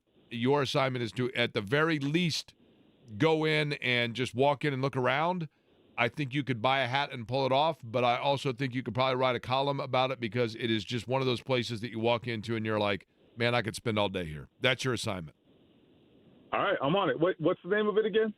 Just remember Bat Sakes, but it's Batsaki's, but it's on 6th Street. If you ask anybody in downtown Cincinnati where the old hat store is, it's kind of like Red's, the old-fashioned barbershop right around the corner from us. They sell a few hats in there. But this is literally the guy made everything's custom made. They make the felt hats, everything.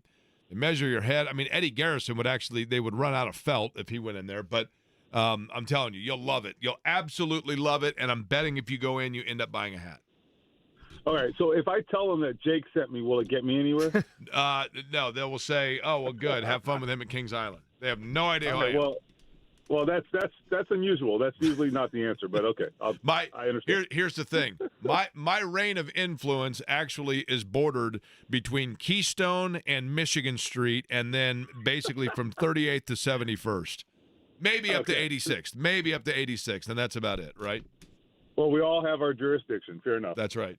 All right, Stephen, we appreciate it. Drive safe. All right, see you guys. All right, Stephen Holder joining us on the Express Pro Tire and Auto Guest Line. I should show you guys the hat that I have. I didn't actually get it at Batsaki's. I bought it at Red's, actually, the hat that I have. I think it's kind of – actually, I think Shannon got used to it. I think she thought it was cool. But I'll show you, and you can judge me on the other side.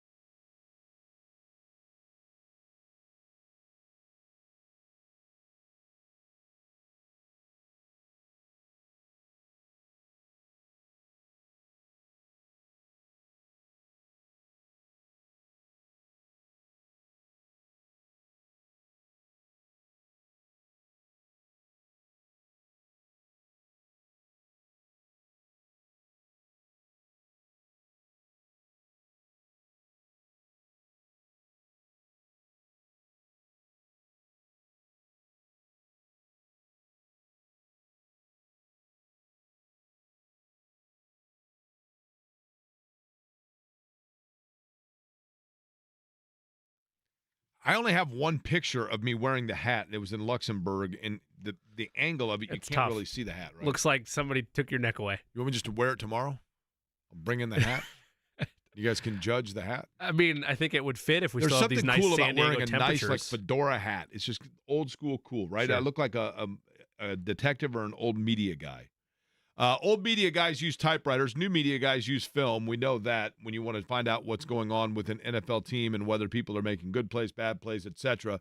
Our next guest who joins us on the Express Pro Tire and Auto guest line breaks down film of the NFL. He does it for The Athletic. Ted Wynn joins us on the program. Ted, I appreciate the time. You have recently been studying or analyzing the Colts of Indianapolis, correct? Yes, writing an article about their offense, and it's one of the things I'm most excited to see next year is Anthony Richardson entrenched in this offense.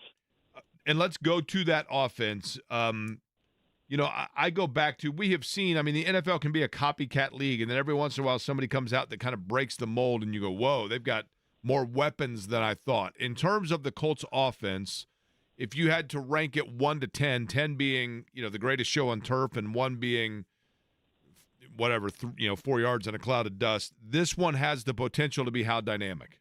Are you talking about overall offense? Yes. I would say they definitely have potential to be top 10. And the big caveat is how much Anthony Richardson develops as a passer. I think they have a pretty high floor regardless because of his ability as a runner and because of Shane Steichen's ability to scheme up the run game. So they have a floor. They have weapons they could throw to.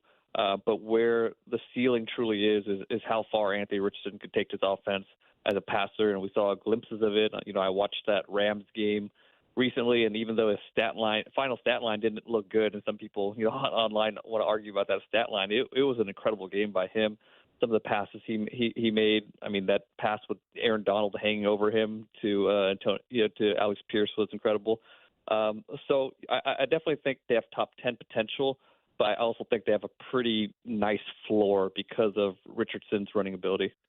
Ted, when I look down in Miami and I look what's happened with Tua Tagovailoa the last 4 years, there's still a conversation to this day of how good he is. That's in part because of the weapons that are around him. That's in part because he, too, struggled with injuries and with staying healthy.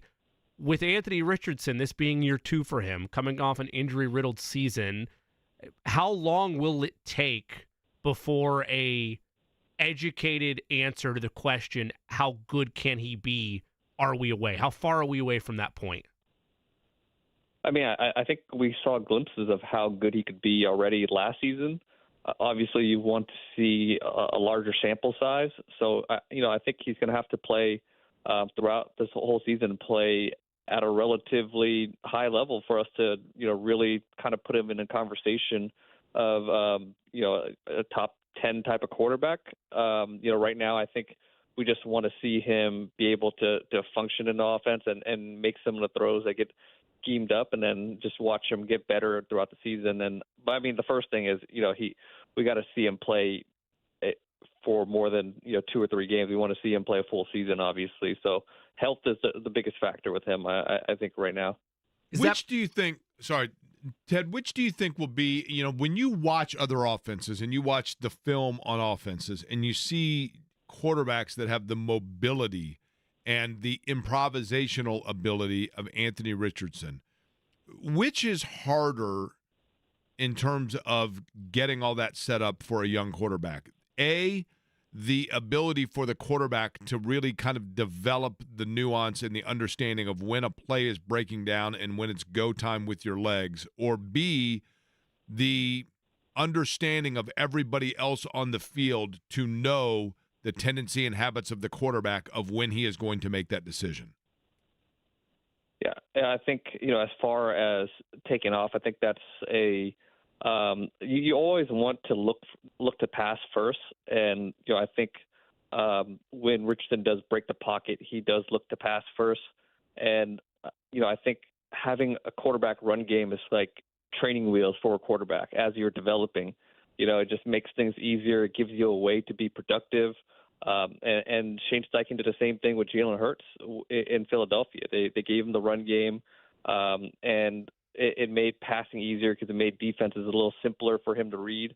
But eventually you take some of the training wheels off, and then you just hope that he can continue to develop as a passer, so you're not having to put him at as much risk. How much film at this stage, just for this next question, would you say you've watched on Anthony Richardson at this point in his career? I mean, I watched, I watched all his college tape. I was a big Anthony Richardson fan moving into the draft, and there's not much of a sample size in the NFL, but I've seen those tapes a bunch of times just because I loved what Steichen was doing offensively. So hopefully we have a lot more film coming into next season. You hear a lot of people talk about Ted. Ted Wynn is our guest. He's on the Express Pro Tire and Auto guest line. He is with The Athletic. A lot of people will talk about guys that get drafted because a coach put in film to scout player A, and then they're like, man, player B was just all over the place on that film. And I'm like, who is this guy? So give me the Colts player on the roster that when you have been watching the Colts offense or defense, either one, that you were looking for Richardson, but there was somebody else that you couldn't avoid. Who was it? That's a good question. I think I kind of had a good idea of who the Colts players were moving into the season. But watching the practices, I got to say, Anthony Gould did stand out. He's a guy that I didn't know a lot about, but watching the practices with Joshua Downs out, he made a lot of plays, and he's pretty quick. And his long speed was kind of surprising to me. So that's a guy that stood out to me. I couldn't really say about the film last year because I thought I just kind of knew who the players were. I mean, Joshua Downs obviously played phenomenal as a rookie, and he definitely surprised me. I didn't think he was going to be that productive that early, and I think he's in line for a big season too. What is the tape in regards to Anthony Richardson and what you've seen from Shane Steichen-led quarterbacks say about the current tight end room of the Colts? And by that I mean, does not having a mid to upper tier tight end handcuff what Shane Steichen can get out of Anthony Richardson?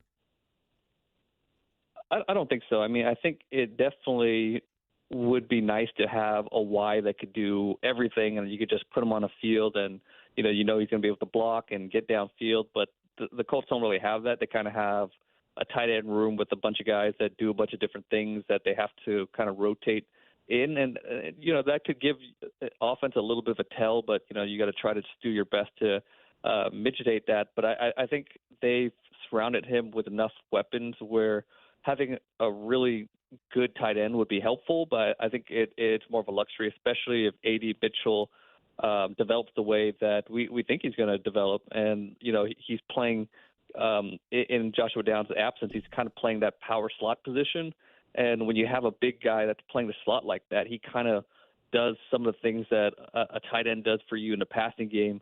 So, maybe it's a little bit of a blessing in disguise that, Josh Downs went down, and you can give A.D. Mitchell some of those looks, because if you want that big receiver down the middle of the offense, maybe he could provide a little bit of what a dominant tight end could provide you in a passing game.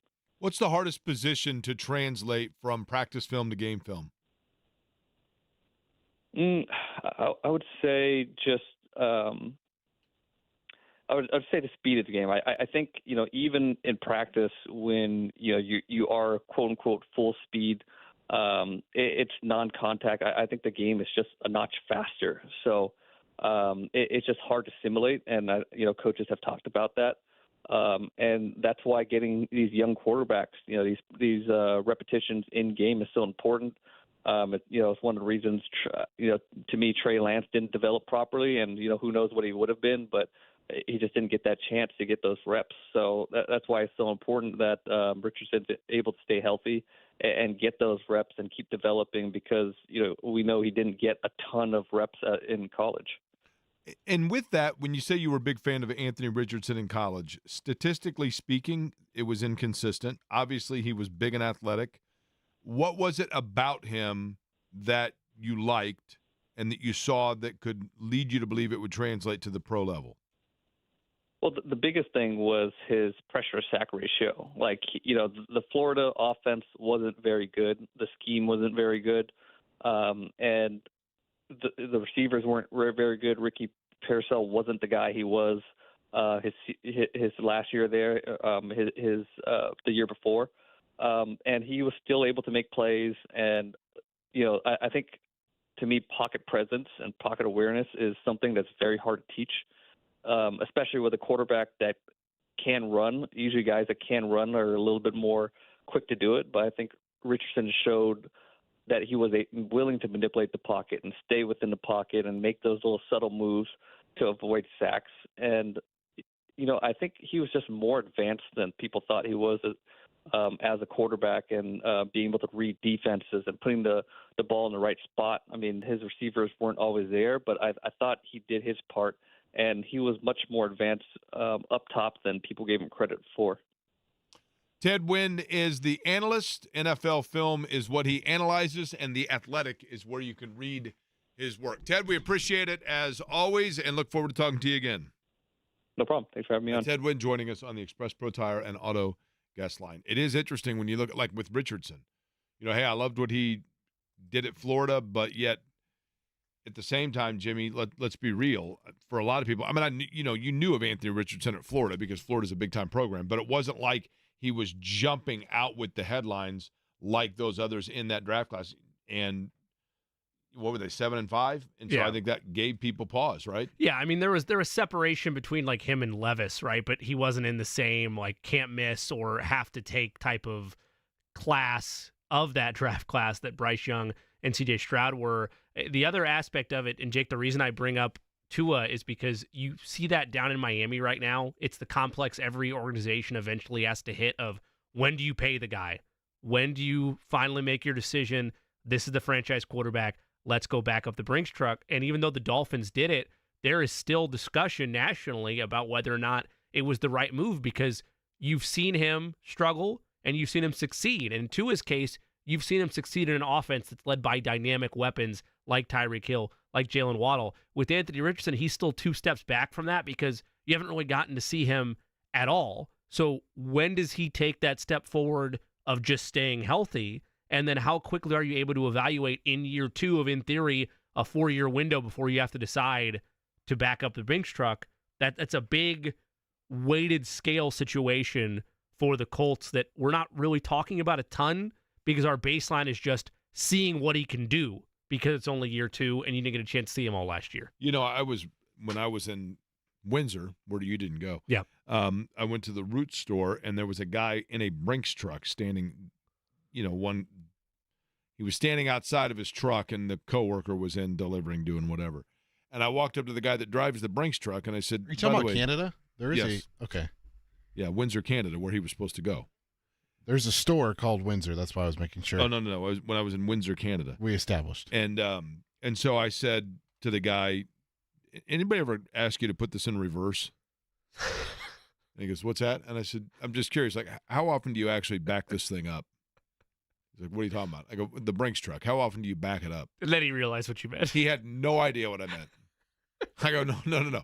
There's a phrase. Maybe it's an American phrase. I don't know. I realize we're 5 miles from the United States. But the phrase is back up the Brinks truck. Does anyone ever ask you to back this up? And he's like, I have no idea what you're talking about. Have you since found a stateside Brinks truck and asked that same question to see if it is just I was so put out by the fact the guy didn't know the brilliance of my inquiry that I just kind of walked away and considered it a defeat. And then I said, well, I'm curious, though. Like, how much money do you carry around in one of these things?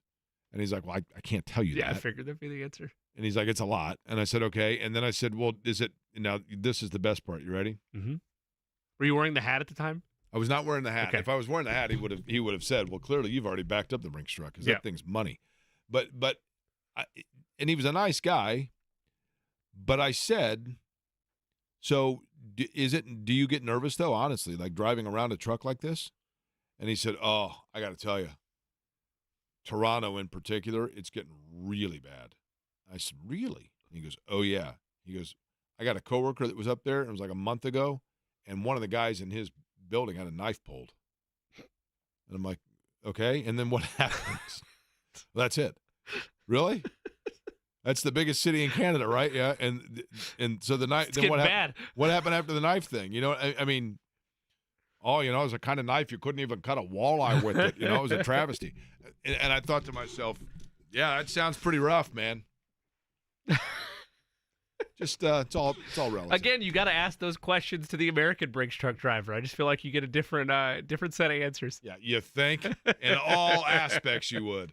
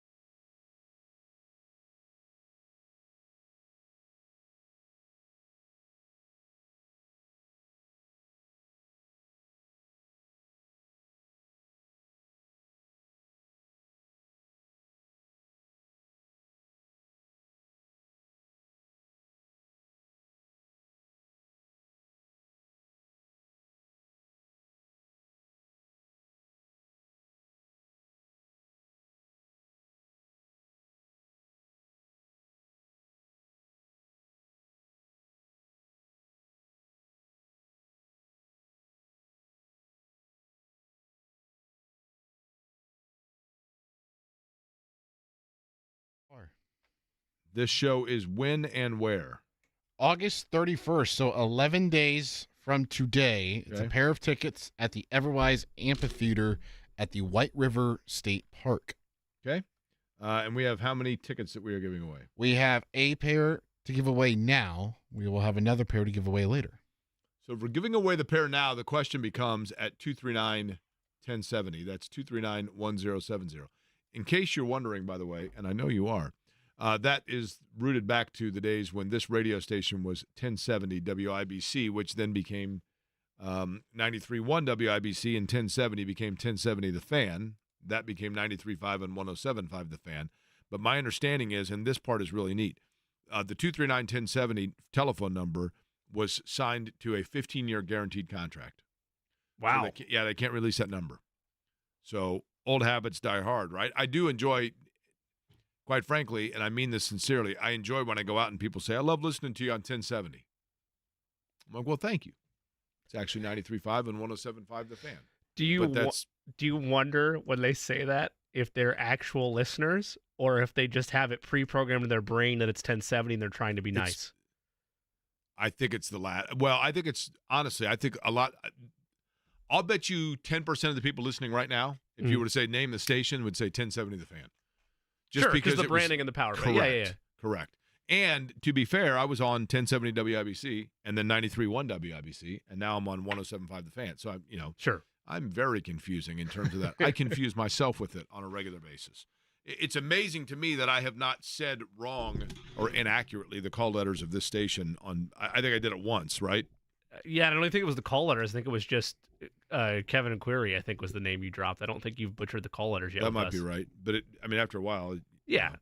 But certainly the heritage of the radio station in general, it's, one to be proud of for sure. Eddie, did we determine the fashion in which we are giving away the OAR tickets? Yeah. Do we know what OAR stands for?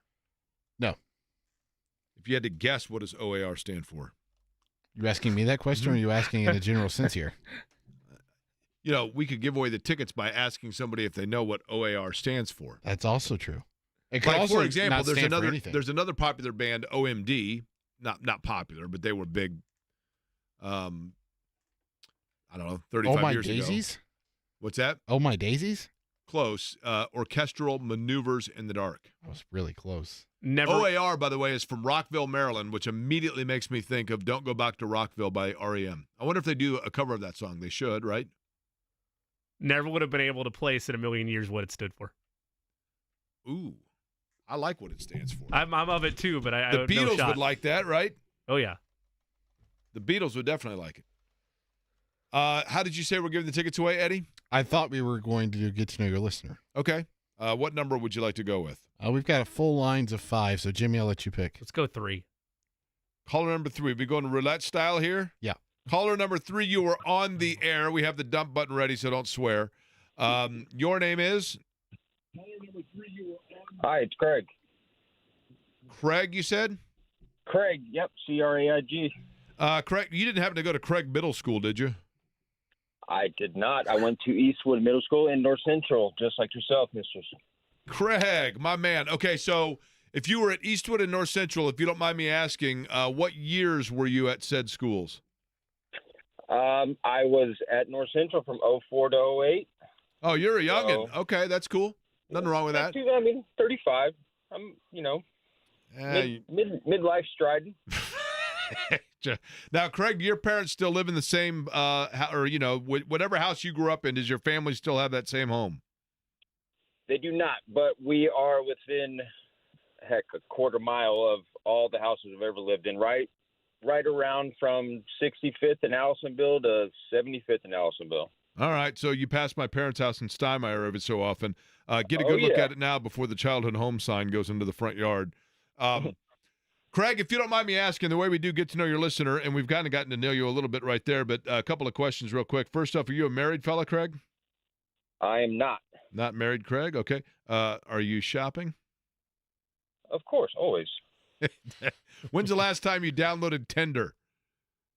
It is currently on the phone, but I'm not very active on it. Okay. Has it done okay for you, though? Yeah. It's okay. Let's keep it PG on the air, sir. I like that. Okay, Craig. I appreciate what line of work are you in, Craig? I am a general contractor. General contractor. That means that you contract things, generally speaking, right? What is general Yeah, contractor? I'm all over the place. I've never really understood what general contractor means. Does that mean it's a guy that comes out and builds stuff, or what does that mean? Yeah, pretty much get your hands in everything. Okay, fair enough. And you've been doing that for how long? Roughly about 8 to 10 years. Craig, lastly, if you could pick any one sports team and guarantee them to win their next championship, I'm not asking who you would pick based on who you think would be the most likely, but the one that would bring you the most joy in terms of teams that you follow that you would most like to see win a championship would be who? Man, the home heart wants me to say the Pacers, but I'm a St. Louis Blues hockey guy. I grew up playing hockey, and Brett Hall was my favorite. Well, you've seen him win one cup, so you want another one, right? This is Greedy Craig, is that right? I'm sorry, say that? Greedy Craig is what we're now calling you. You're the director of greed in terms of the company. Is that cool? Someone's got to do it. All right, fair enough. Here's the thing, Craig. The name of the band, OAR, stands for Of a Revolution, and I don't know if there's anything that you're wanting to have a revolution about, but if you want to do so, just don't plan for the revolution to be the night of August 31st because you will be at the concert at White River. I appreciate you listening to Query & Company, all right? Awesome, man. I appreciate it. Thank you. I listen every day. Well, you and my mom, that's two people, and we are very thankful for that. The pride of Rockville, Maryland, OAR, will be here on August 31st, and so too will be with them is Craig. All right, speaking of concerts, I went to one with Bob Kravitz. He happens to join us next.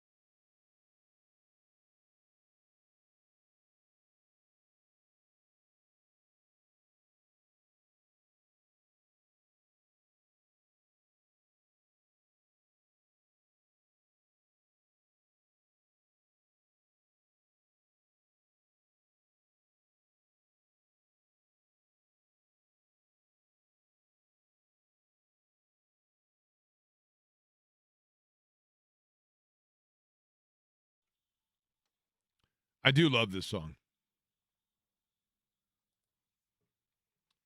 Kind of got into REM a little bit late, like after their peak years probably, and then went back retroactively to get into some of their stuff, and I think Don't Go Back to Rockville might be my favorite REM song.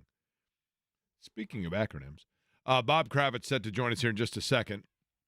BobKravitz.com, the website, Substack, of course, where you can read all of Bob's work, and a lot to talk about with the Colts getting set in Cincinnati for preseason game number 3. Now, they've got a couple of practices that they're doing down there as well, right, Jimmy? Yeah, joint practice is getting started here, I believe, in about 20, 30 minutes or so. And this is, again, where most coaches have said publicly they value this kind of far more than they do preseason games because it gives you an opportunity to work on specific scenario stuff. You can get on scheduling more than you would in the throes of a random dice roll that is a preseason game. Bob Kravitz joining us now. He is on the Express Pro Tire and Auto Guest Line. And again, BobKravitz.com, Substack, where you can read his writings, which are, and this makes me feel old because he says the musings of an old sports writer. He's just a sports writer. He's not old.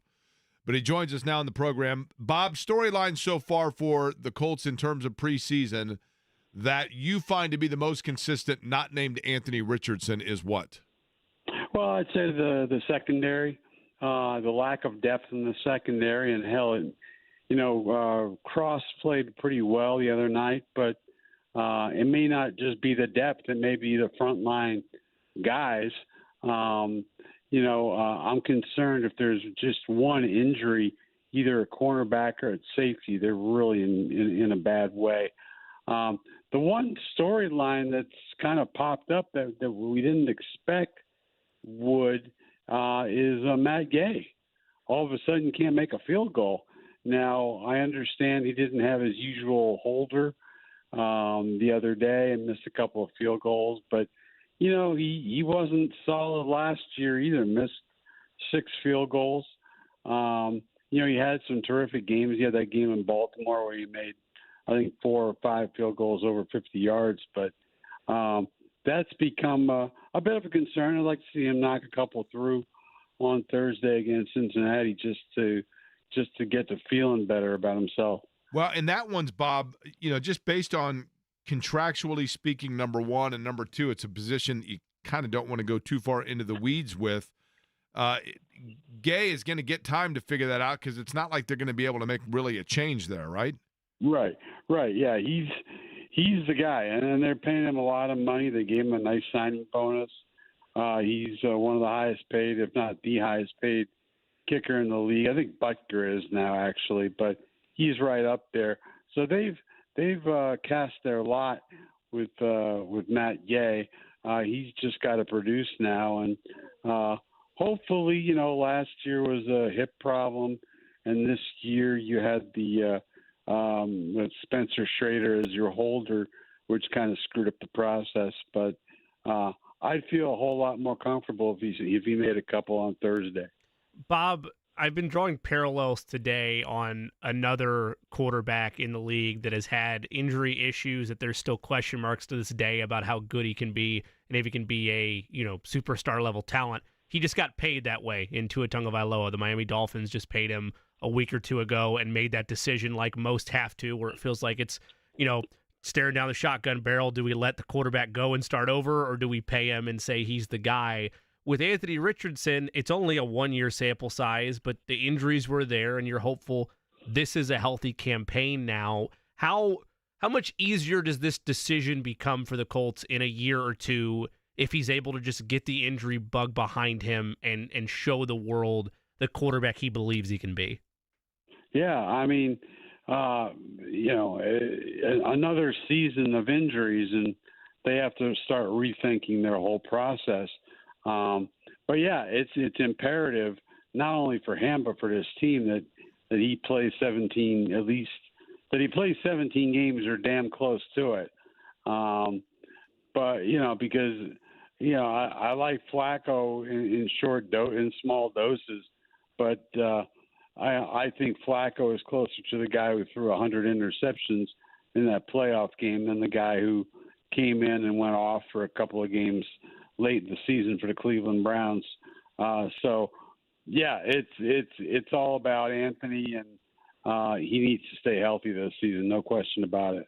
Bob, let me give you three names. Bob Kravitz is our guest. Let me give you three names. I want you to tell me which of these three you most trust. You ready? Shane Steichen, Chris Ballard, Anthony Richardson. I trust Steichen at this point. I mean, what he did last year was really remarkable. Not only to go 9-8 with Gardner Minshew, but to do it and be the 11th best offense in the league when you really didn't have a lot in the way of weapons. I mean, you didn't have JT, your wideout, you didn't have a lot in the way of tight ends. You didn't have a lot in the way of wideouts beyond Michael Pittman and to a slightly lesser degree Josh Downs. So I trust him the most. I don't know what to think about Anthony Richardson. I think he's going to be fine. I think there's too much athletic ability there for him not to be good. The guy I trust the least is Chris Ballard because he's got a proven track record of building teams that don't win the AFC South. So he's still in improvement mode to me.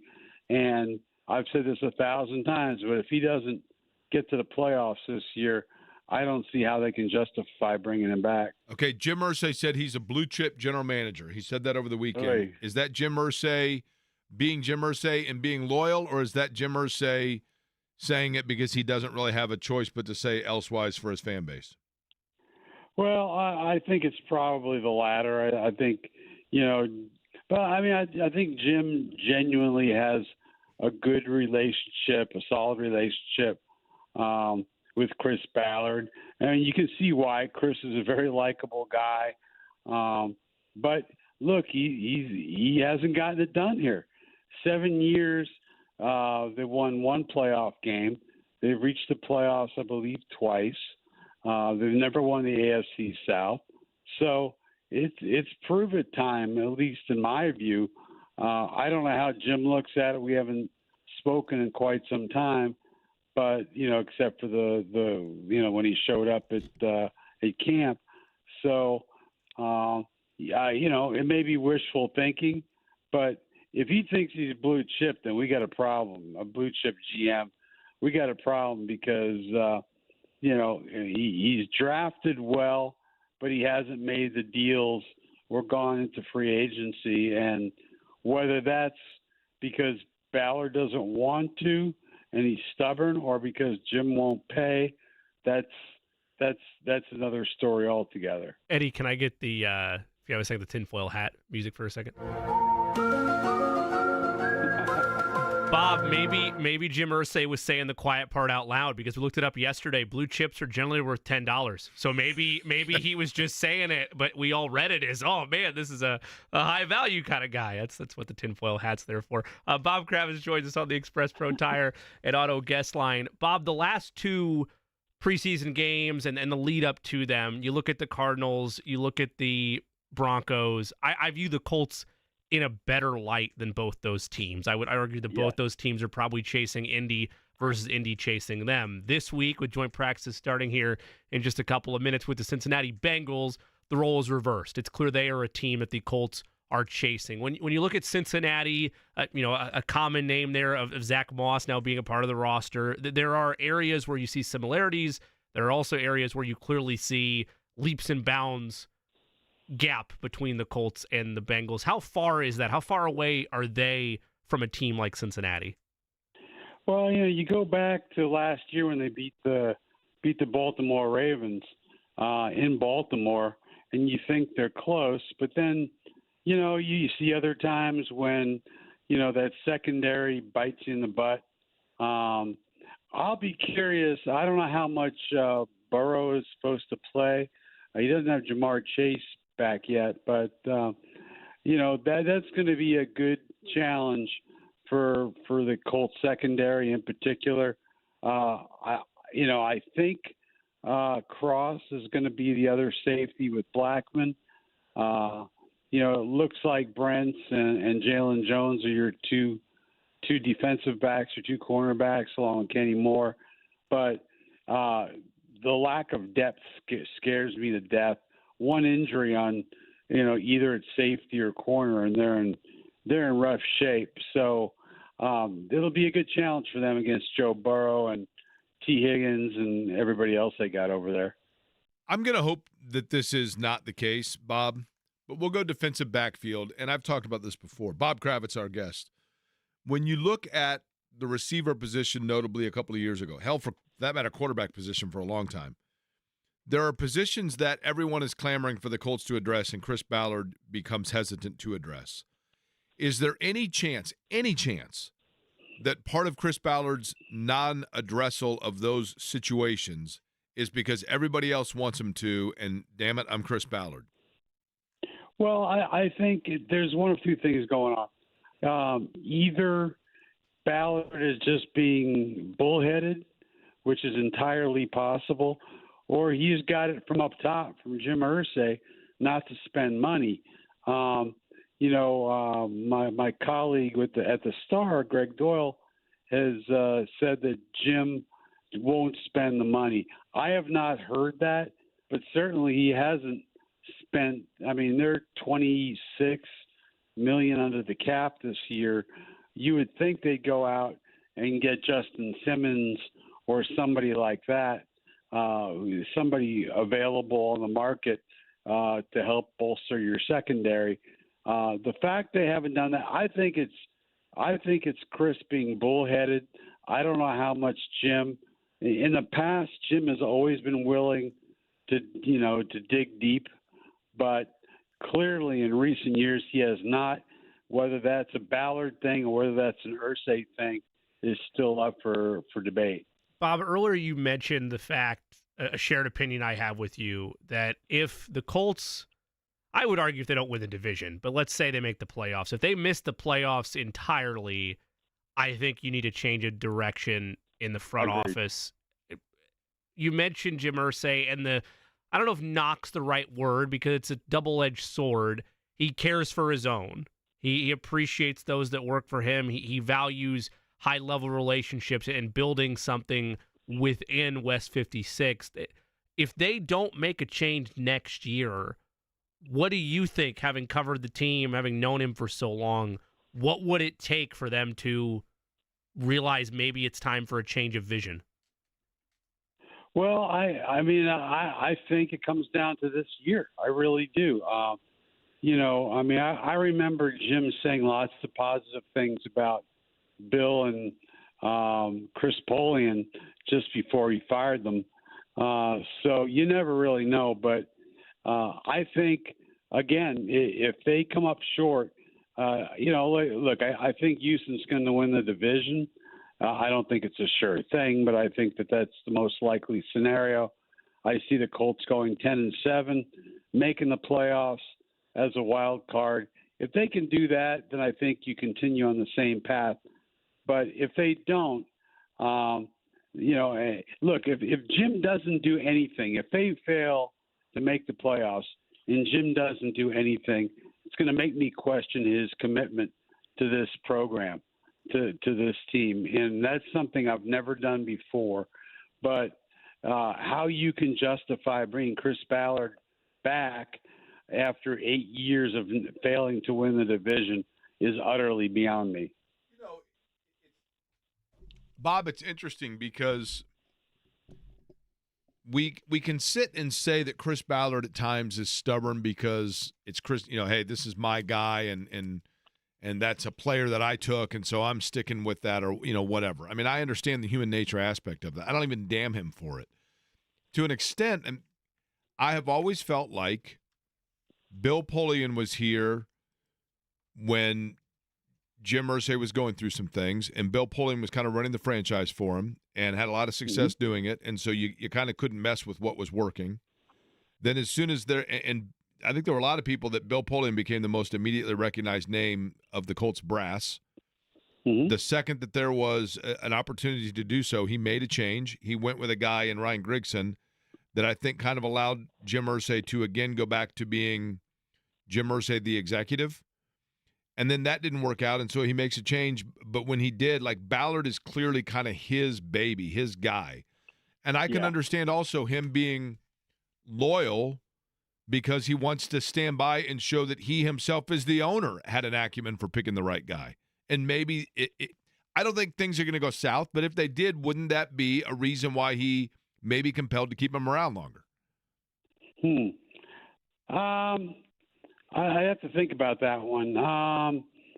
He's in a weird spot. I think I'm starting to get the sense from him that there are other things in his life that are more important than winning multiple Super Bowls this decade, which is hard to do when you can't make the playoffs, I've discovered. But I don't know the answer to that, Jake. I don't want to give you some bogus answer. I really don't know how to answer that question. I'm sorry. Switching gears, Bob, you had a really fun article recently within the last week where you went, and I loved this angle of it. I thought it was a unique angle. Oh, thanks. In terms of talking to the player, a lot of people don't realize that the Indiana Fever have guys that come in that, a lot of them former college basketball players or high school stars from around the area, men that go and practice against the Fever game in and game out. I thought you had a fun one of picking a guy that's lightning quick but had the dubious task of practicing against Caitlin Clark every day. Right. His name is Justin Simmons. Thomas, right? And he's Thomas? Simmons. Okay. Oh, did I screw that up? I thought it was Justin Simmons. Maybe I'm thinking of I don't know. Whatever. I'll go back and look at the column. He covers Caitlin every day in practice, and I thought, who is the guy who's got to deal with her every day? And I thought that he shared a lot of really interesting insights on her strengths, her weaknesses, the things that he tries to work on. I mean, you see how she's defended every regular season game. Well, if you watch the Fever practice, they're covering her 94 feet. I mean, he's up in her grill the entire time. And this is typical for women's professional basketball, is that you get the practice boys, as Caitlin Clark calls them. They come in and they're former college players, and in many cases they play overseas during the off season. So it's interesting, and I thought he offered some pretty good insights. Now, is this, and I don't know, and you may not, I don't mean to put you on the spot here, Bob, but is that unusual? I would imagine most WNBA franchises have a similar type practice arrangement, correct? They all do. Yeah. And, I would bet some college, I don't know, but I would assume some college programs do precisely the same thing. You bring in guys who can play at a high level. I would bet you that if Justin played Caitlin one-on-one, he'd probably beat her pretty handily. But, he's a guy, and he's a pro. Granted, he's playing in Albania, of all places, but he's significantly better by dint of chromosomes. So no, I enjoyed spending some time with him. And why can't I remember if his last name is Simmons or Thomas? I don't know what my problem is. It's Justin Thomas, 2016 Pike grad that went to Northern Illinois and then ended up his career at Alcorn State, if I'm not mistaken. Gosh, I hope I didn't get it wrong in the story. Bob, they when you look at the Fever in general and the way it's come together, I mean, they could make a run here, couldn't they? Not to like put the cart before the horse, but man, you've got to completely throw out that first 10, 12 games, don't you? You do. I mean, they've won 10 of their last 15. Kelsey Mitchell is an interesting situation to me. She was asked the other day about the All-Star game coming to Indianapolis next year, and her answer was essentially, well, I probably won't be here, so who cares? So I hope they can find some way to keep Kelsey Mitchell because I think she's a great backcourt mate for Caitlin Clark. I don't know what they're going to do with Melissa Smith, but they're building something significant here. It starts with Caitlin. Love to see them keep most of this core together. Alexi Hull, who people forget was a 6th overall pick a couple of years ago, had a gigantic game the other day against Seattle. I think this is a dangerous team. I think this is one of those quote-unquote teams you don't want to play in the playoffs because they got some momentum. They're playing really well, and they have the second easiest schedule in the league coming down the stretch. I think that the most home games of any team. So they're going to be dangerous, coming up here in the next few months. Bob, they have 7 regular season games and then plus the playoffs that conflict with the NFL schedule. I'm not talking nationally. I'm talking locally, Right. Fever fans, the way the community has embraced this team.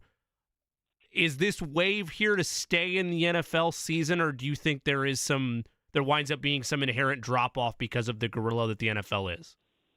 I don't think there's a drop-off. I really question how much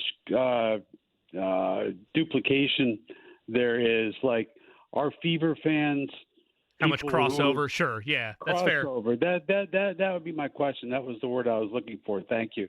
I don't know. You go to a Fever game, you got a lot of women, a lot of younger girls. The sound that you hear, the cheering it's a much higher pitch for a Fever game, and I don't know how much duplication there is or crossover with Colts fans.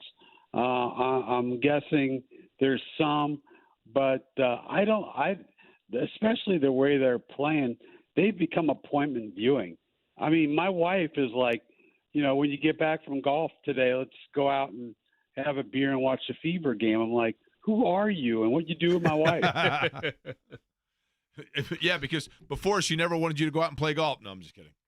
No, she loves when I play golf because I'm gone. By the way, how good a golfer are you, Bob?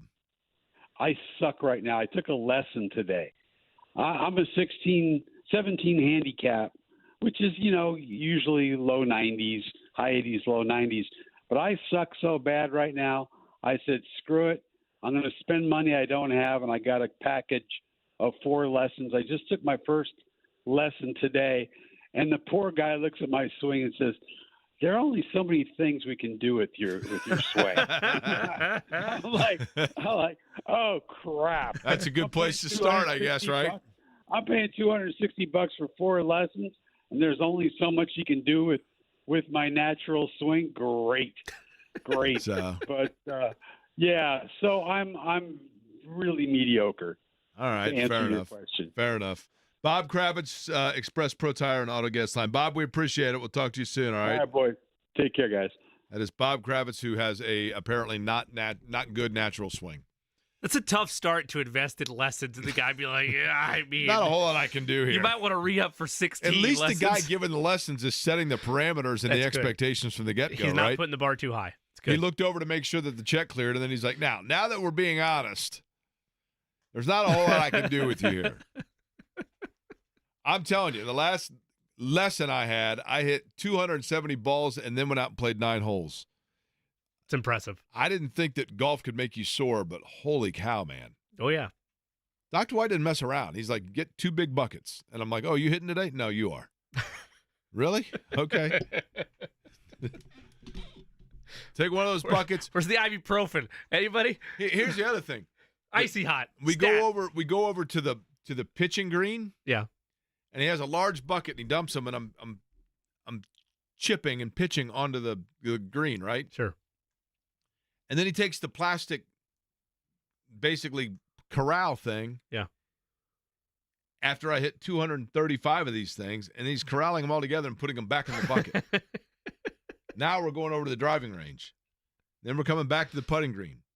3 hours. Just like to imagine there's a young 7-year-old on the green. Daddy, why is that guy keep pitching 250 balls? Hey, it works, man. It does. Oh, yeah.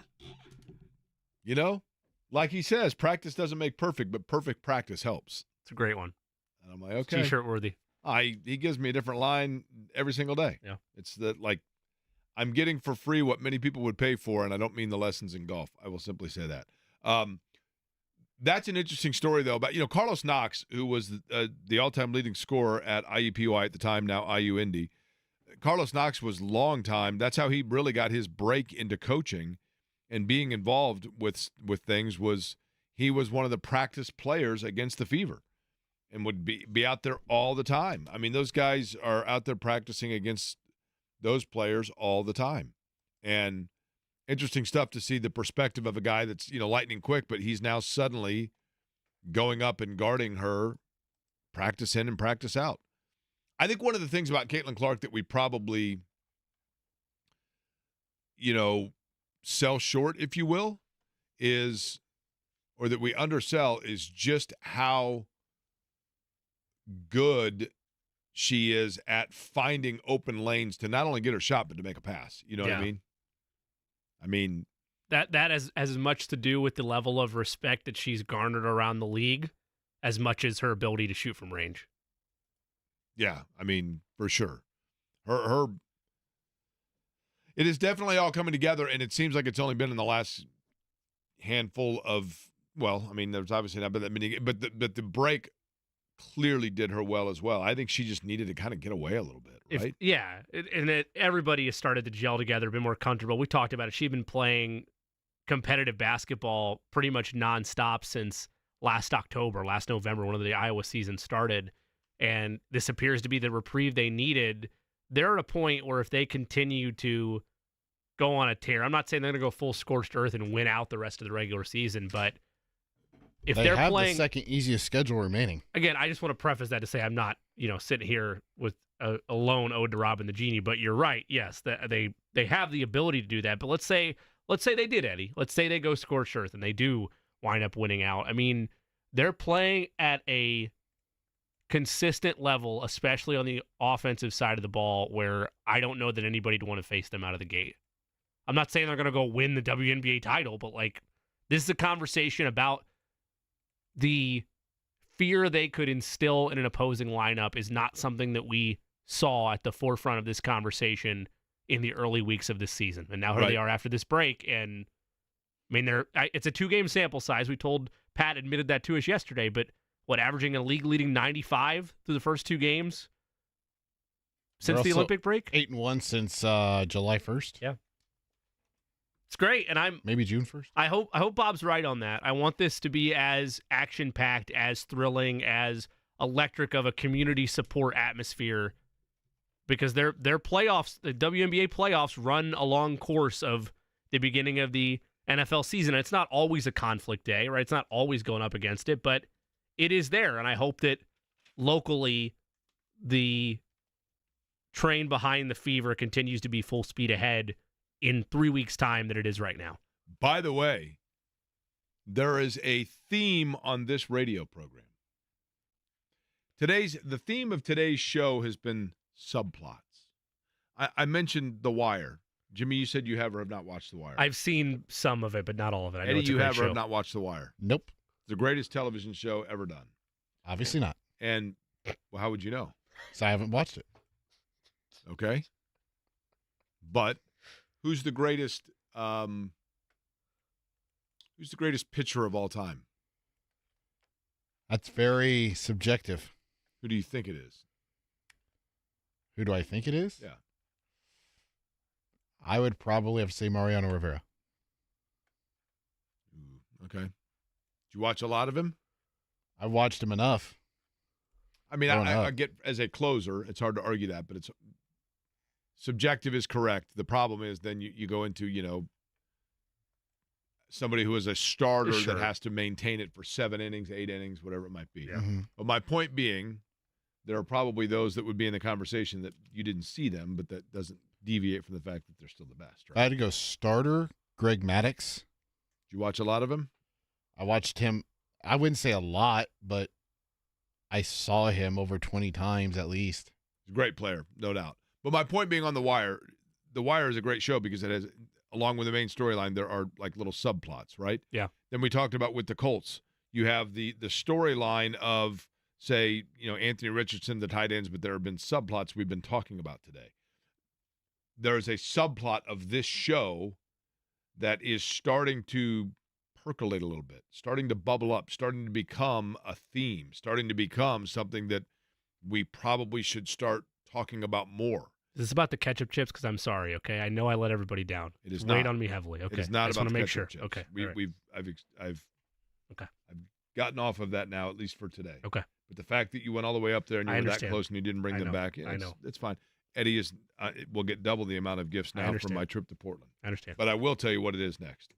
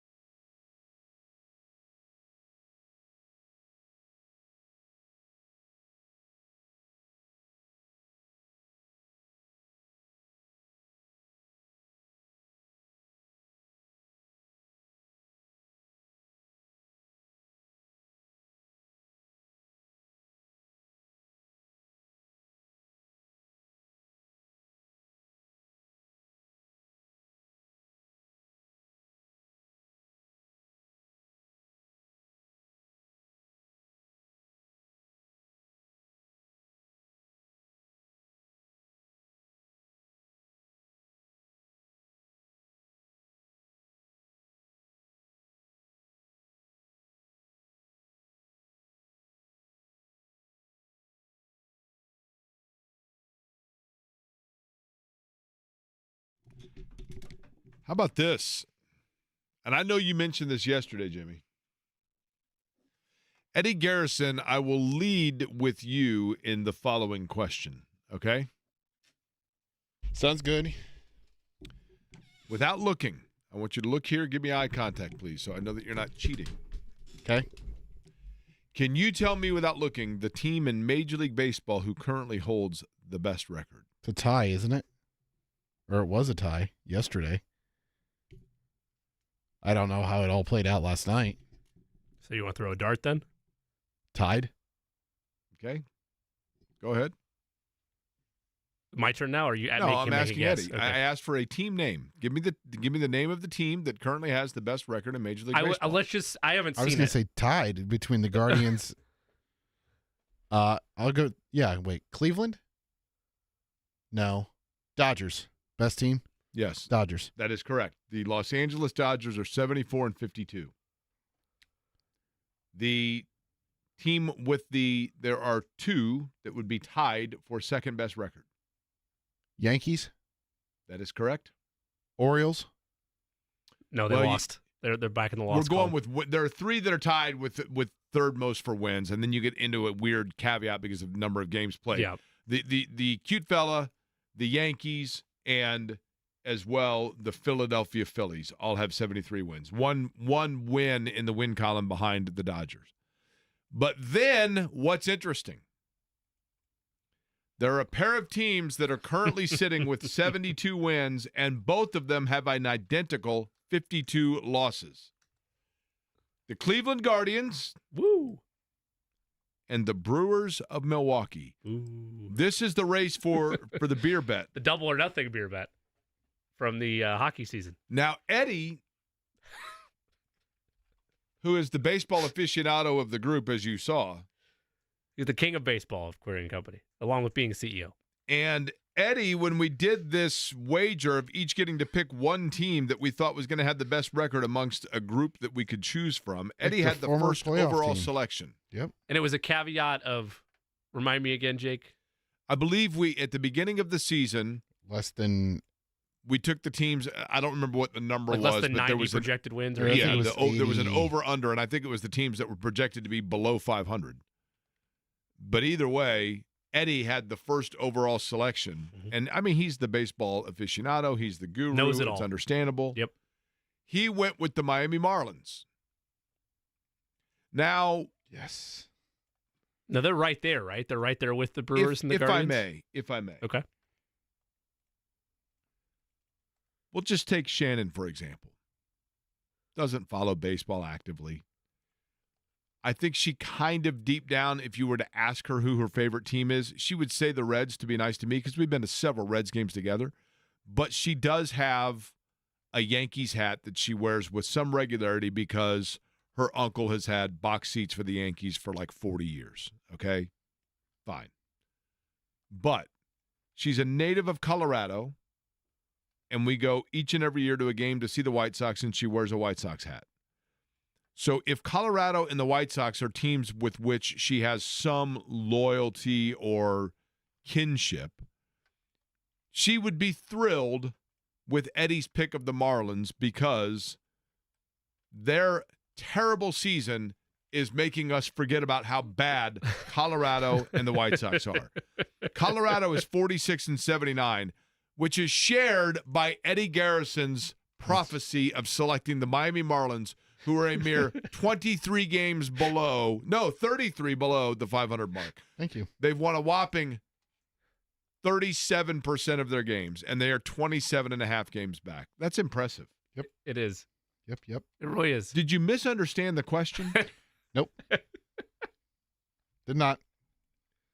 The Chicago White Sox, by and the I way. love how Jimmy, by the way, when this first started going, every time you bring this up, I've defended you on this. He would defend me, and now that we're, I don't know, toward the end of the year, he doesn't defend it.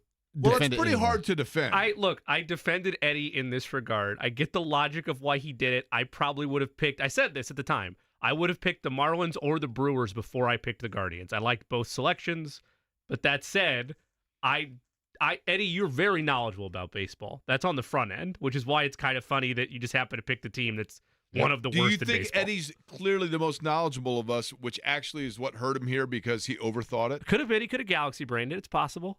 Eddie, Just- do you think that's what happened? Very well could be. I just didn't want to hitch my wagon to 2 first-year managers on teams where I had no idea what to. Oh my gosh, what are you doing there? Moving around the mic. Don't mind me. I was going to say behind 2 first-year managers in Milwaukee and Cleveland, and not really know. Was there anybody else on your wish list? Like you had first pick. Were you debating at all between Kansas Miami City. and somebody else? I don't know if And- I don't know if Kansas City qualified. I can't remember either. They They probably would have. Everybody's talking about the Royals in this playoff push like it's out of Detroit nowhere. was the other one, but they're now slipping. They're underneath 500. Didn't stop them from taking 2 or 3 from New York. Now, one other thing, by the way, when you said that he might have, did you say space brained it? Galaxy brained it. Galaxy brained it? Yeah. How about this? I mentioned this yesterday, but let me read this. We were talking about the SpaceX and how, like, you know, they've allowed civilians. I mean, I realize that we're all basically civilians, but non-astronauts to go up into space. Mhm. Now, I mentioned the other day, remember when those people decided to go into a septic tank and try to go down to see the Titanic? And Submersible. It didn't go so well for Yeah, them. did not. This, I hope this isn't the case, and I don't mean to be flippant, but this feels the same way, okay? Now, I'm reading this from CNN.com. When billionaire Jared Isaacman self-funded a mission to orbit Earth in 2021, the project was billed as a childhood cancer fundraiser and made for an eye-popping entrance into the private space tourism world. The 4-person crew of people from various backgrounds with no prior experience spent 3 days orbiting Earth together in a 13-foot wide SpaceX Crew Dragon capsule. That sounds cool, right? Yes. Okay, it now says he arrived yesterday at the Kennedy Space Center in Florida to prepare for a launch of a far grander and more dangerous experiment into space. And here's a picture of him with his crew, and they look like nice people. They're nice-looking people, I will say that. They are now going to, I don't even know how to describe this because it goes so far beyond my level of comprehension, okay? They are getting ready to now go up into the radiation belts in an orbit way out of the atmosphere that's 870 miles into space, into the radiation belts. And as I'd mentioned, they have to, in It's a preparation. great song title, by the way. It is, isn't it? The orbital path will extend high enough to plunge the vehicle and crew into a radiation belt, adding another element of peril to the already treacherous experiment of spaceflight. They will open the hatch of their spacecraft and expose themselves to the vacuum of space, marking the first time such a feat has been attempted by non-government astronauts. What is Evil Knievel gonna During be the on this endeavor, ride? the astronauts will be protected solely by brand new extravehicular activity, EVA suits, which SpaceX designed and developed in just 2.5 years.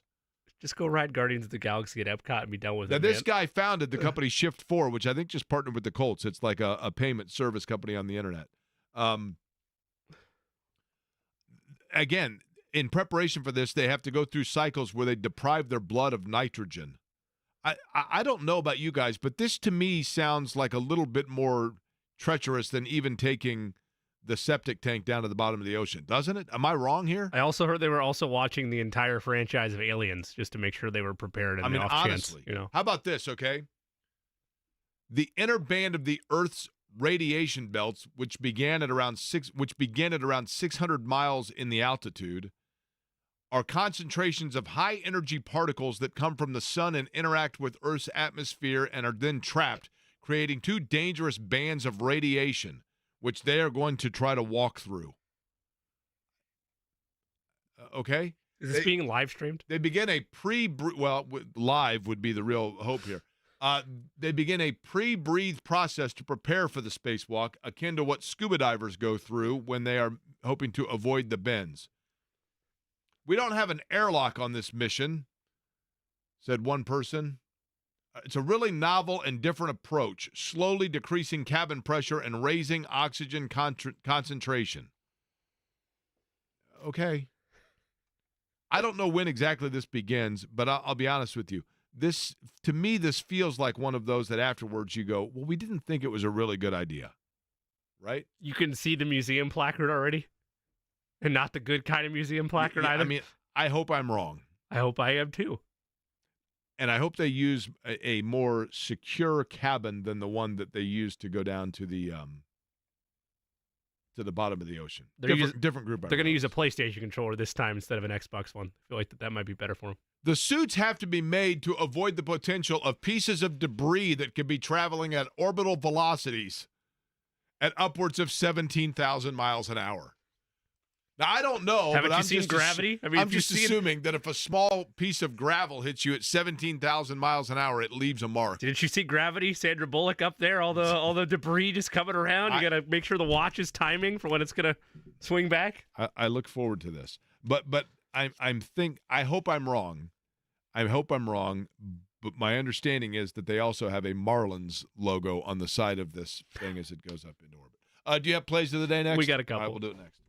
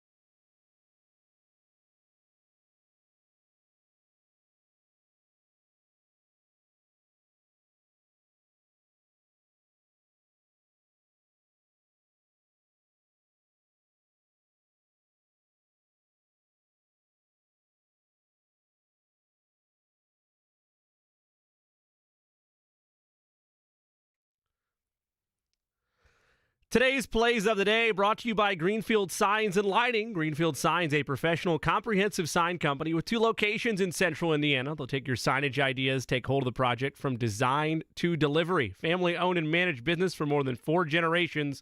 You can always get a second chance to make a first impression.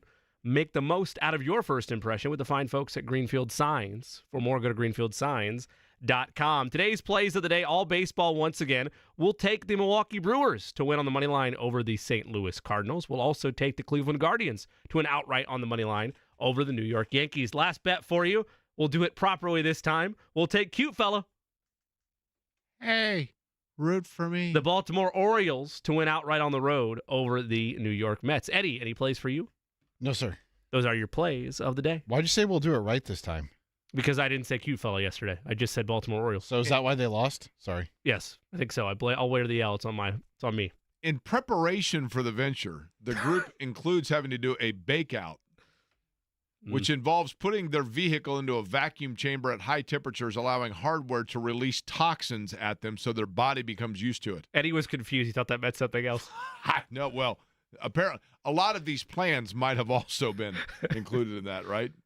We talked earlier in the show about whether or not the viewership might start to decline, and the NFL was one bugaboo, perhaps for the WNBA. Well, the Olympics did nothing to dissuade viewership. The Fever versus Seattle Storm, this from Awful Announcing, averaged 2.23 million viewers, the 5th largest audience for the league over the past 20 years. You know, one of the things I really want to get into tomorrow, because Eddie crunched some numbers on this, and I think it's really interesting, and that is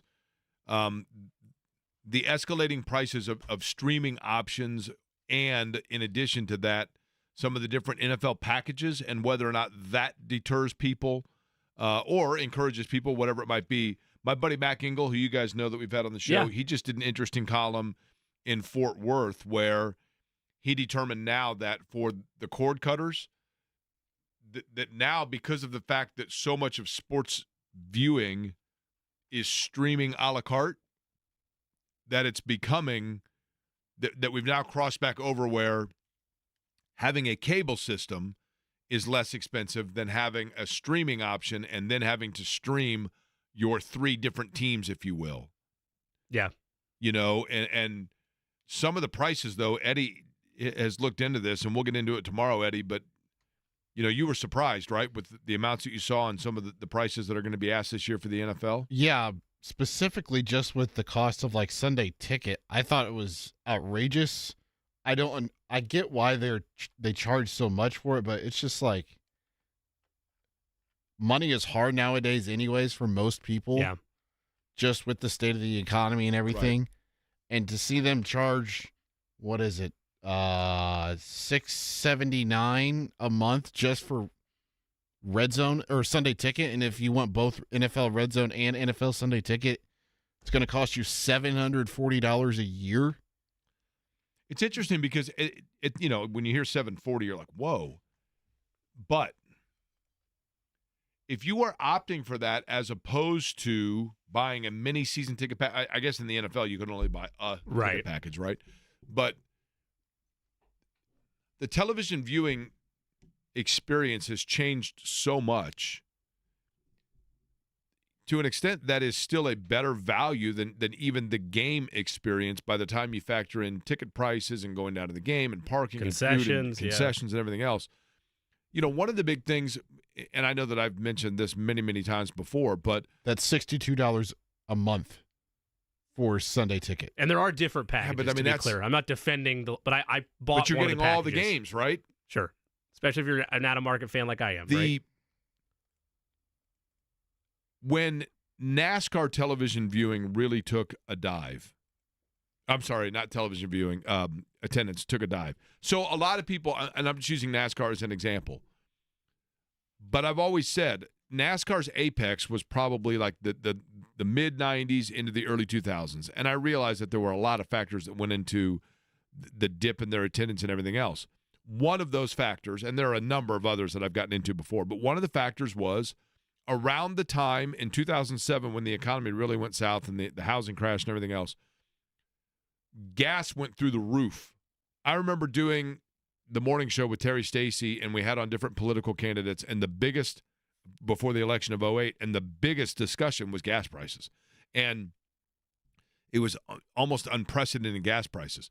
And that was a time when people were traveling around the NASCAR circuit in their RV going from race to race to race. And then all of a sudden, gas got so expensive. The one thing of that era that did not get more expensive but rather decreased in price was big, huge flat-screen televisions, getting away from the plasma TV and into the more normalized flat-screen televisions and high-def TVs and all that. And so people all of a sudden realized, wait a minute, for a fraction of what it costs for me to travel to these races, I can sit at home and have this unbelievable viewing experience. Yeah. And so professional sports leagues, the NFL doesn't necessarily have this problem, but other leagues may have looked at it and said, as our attendance has dwindled, we've got to make up this money somehow. And the way to do it is to individualize and a la carte the television viewing experience for people, but it still perhaps is $720 sounds like a lot of money for the year, and it is, don't get me wrong. But if somebody were to say, you know what, I can do one of two things. I can either go to 2 games a year or 3 games a year if you're driving in from out of market, or I can just get the Sunday ticket for the year and watch all my games and sit here in my own living room, and I'm not paying concession prices, and I'm not paying gas prices, and I'm not paying for a hotel room. It starts to make a little more sense. Correct. It does when you really break it down in that fashion. We'll get into this tomorrow. I'll explain why and how I did this, and it's not a hack. It's just a different avenue. I paid half that price that Eddie's talking about. I bought Sunday like ticket. in college, you get the splitter, and you got the cable going in 4 different places. I wasn't quite that savvy, but we'll talk about that more tomorrow. He screwed stuff. He screwed stuff up earlier, John. I don't know the movie. Again. What movie? You ever seen A Fish Called Wanda? I saw it one time. God dang, it's so good. Again? Kevin Kline was so good in that. Yeah, he's a good actor. Kevin Kline's the one married to Phoebe Cates, right? Indeed. Went to IU. I think he graduated IU. He did go to IU. Masters. He did go to IU. So, yeah. So we got War Games. Is Whopper working in here trying to blow up the world? That's it. Yeah. That's exactly what's Well, going on. he Matthew screwed Broderick's something up here in a earlier, minute. and he was trying to get it fixed before I'm your going to show. play tic-tac-toe with it and just fix it all here in a couple minutes. What's on the big show today, John? Noah Eagle, who was, I thought, great at the Olympics doing The basketball. Golden Dagger, play-by-play. great line. Yes. So Noah Eagle, I think Greg's going to join us. We got football starting on Friday night, high school wise. It's weird that the Fever you got a whole week until they play again. The WNBA has just kind of really blanked up their schedule from the start, and now it just doesn't Tough make a because lot you of get all sense. this momentum and then boom. Yeah, right? oh yeah, get out, 2 games in 3 days, and then not 1 in 7. That doesn't make any sense. And what else? Yeah, more Colts stuff. They play Thursday night. By the way, what's it like outside? We're getting ready. It's pretty awesome outside if you like it. Yeah. Yeah. I found a snake a little bit earlier. Yeah, what'd you do? I went and took it to Eddie's dad's house and put it on their sidewalk. You didn't hurt the snake, did you? Hell no, man. Yeah, good. They kill rodents and bugs. They're friends. I'm an ally to the snake. You know, possum. Union the of the same. snake. I know that they're not attractive animals, but possum also the good guys. 'Cause Yeah. They kill lots of ticks. They do a They're lot just of things. dumb when you get in. They just they know. freak out right I in front of you and run right into I your know. tire. They don't carry rabies. They're not bad. They're cool. No, I love snakes. So big fan. All right, fair enough. John's up next. We will be back with you at noon tomorrow. Thanks for listening to Aquarium Company.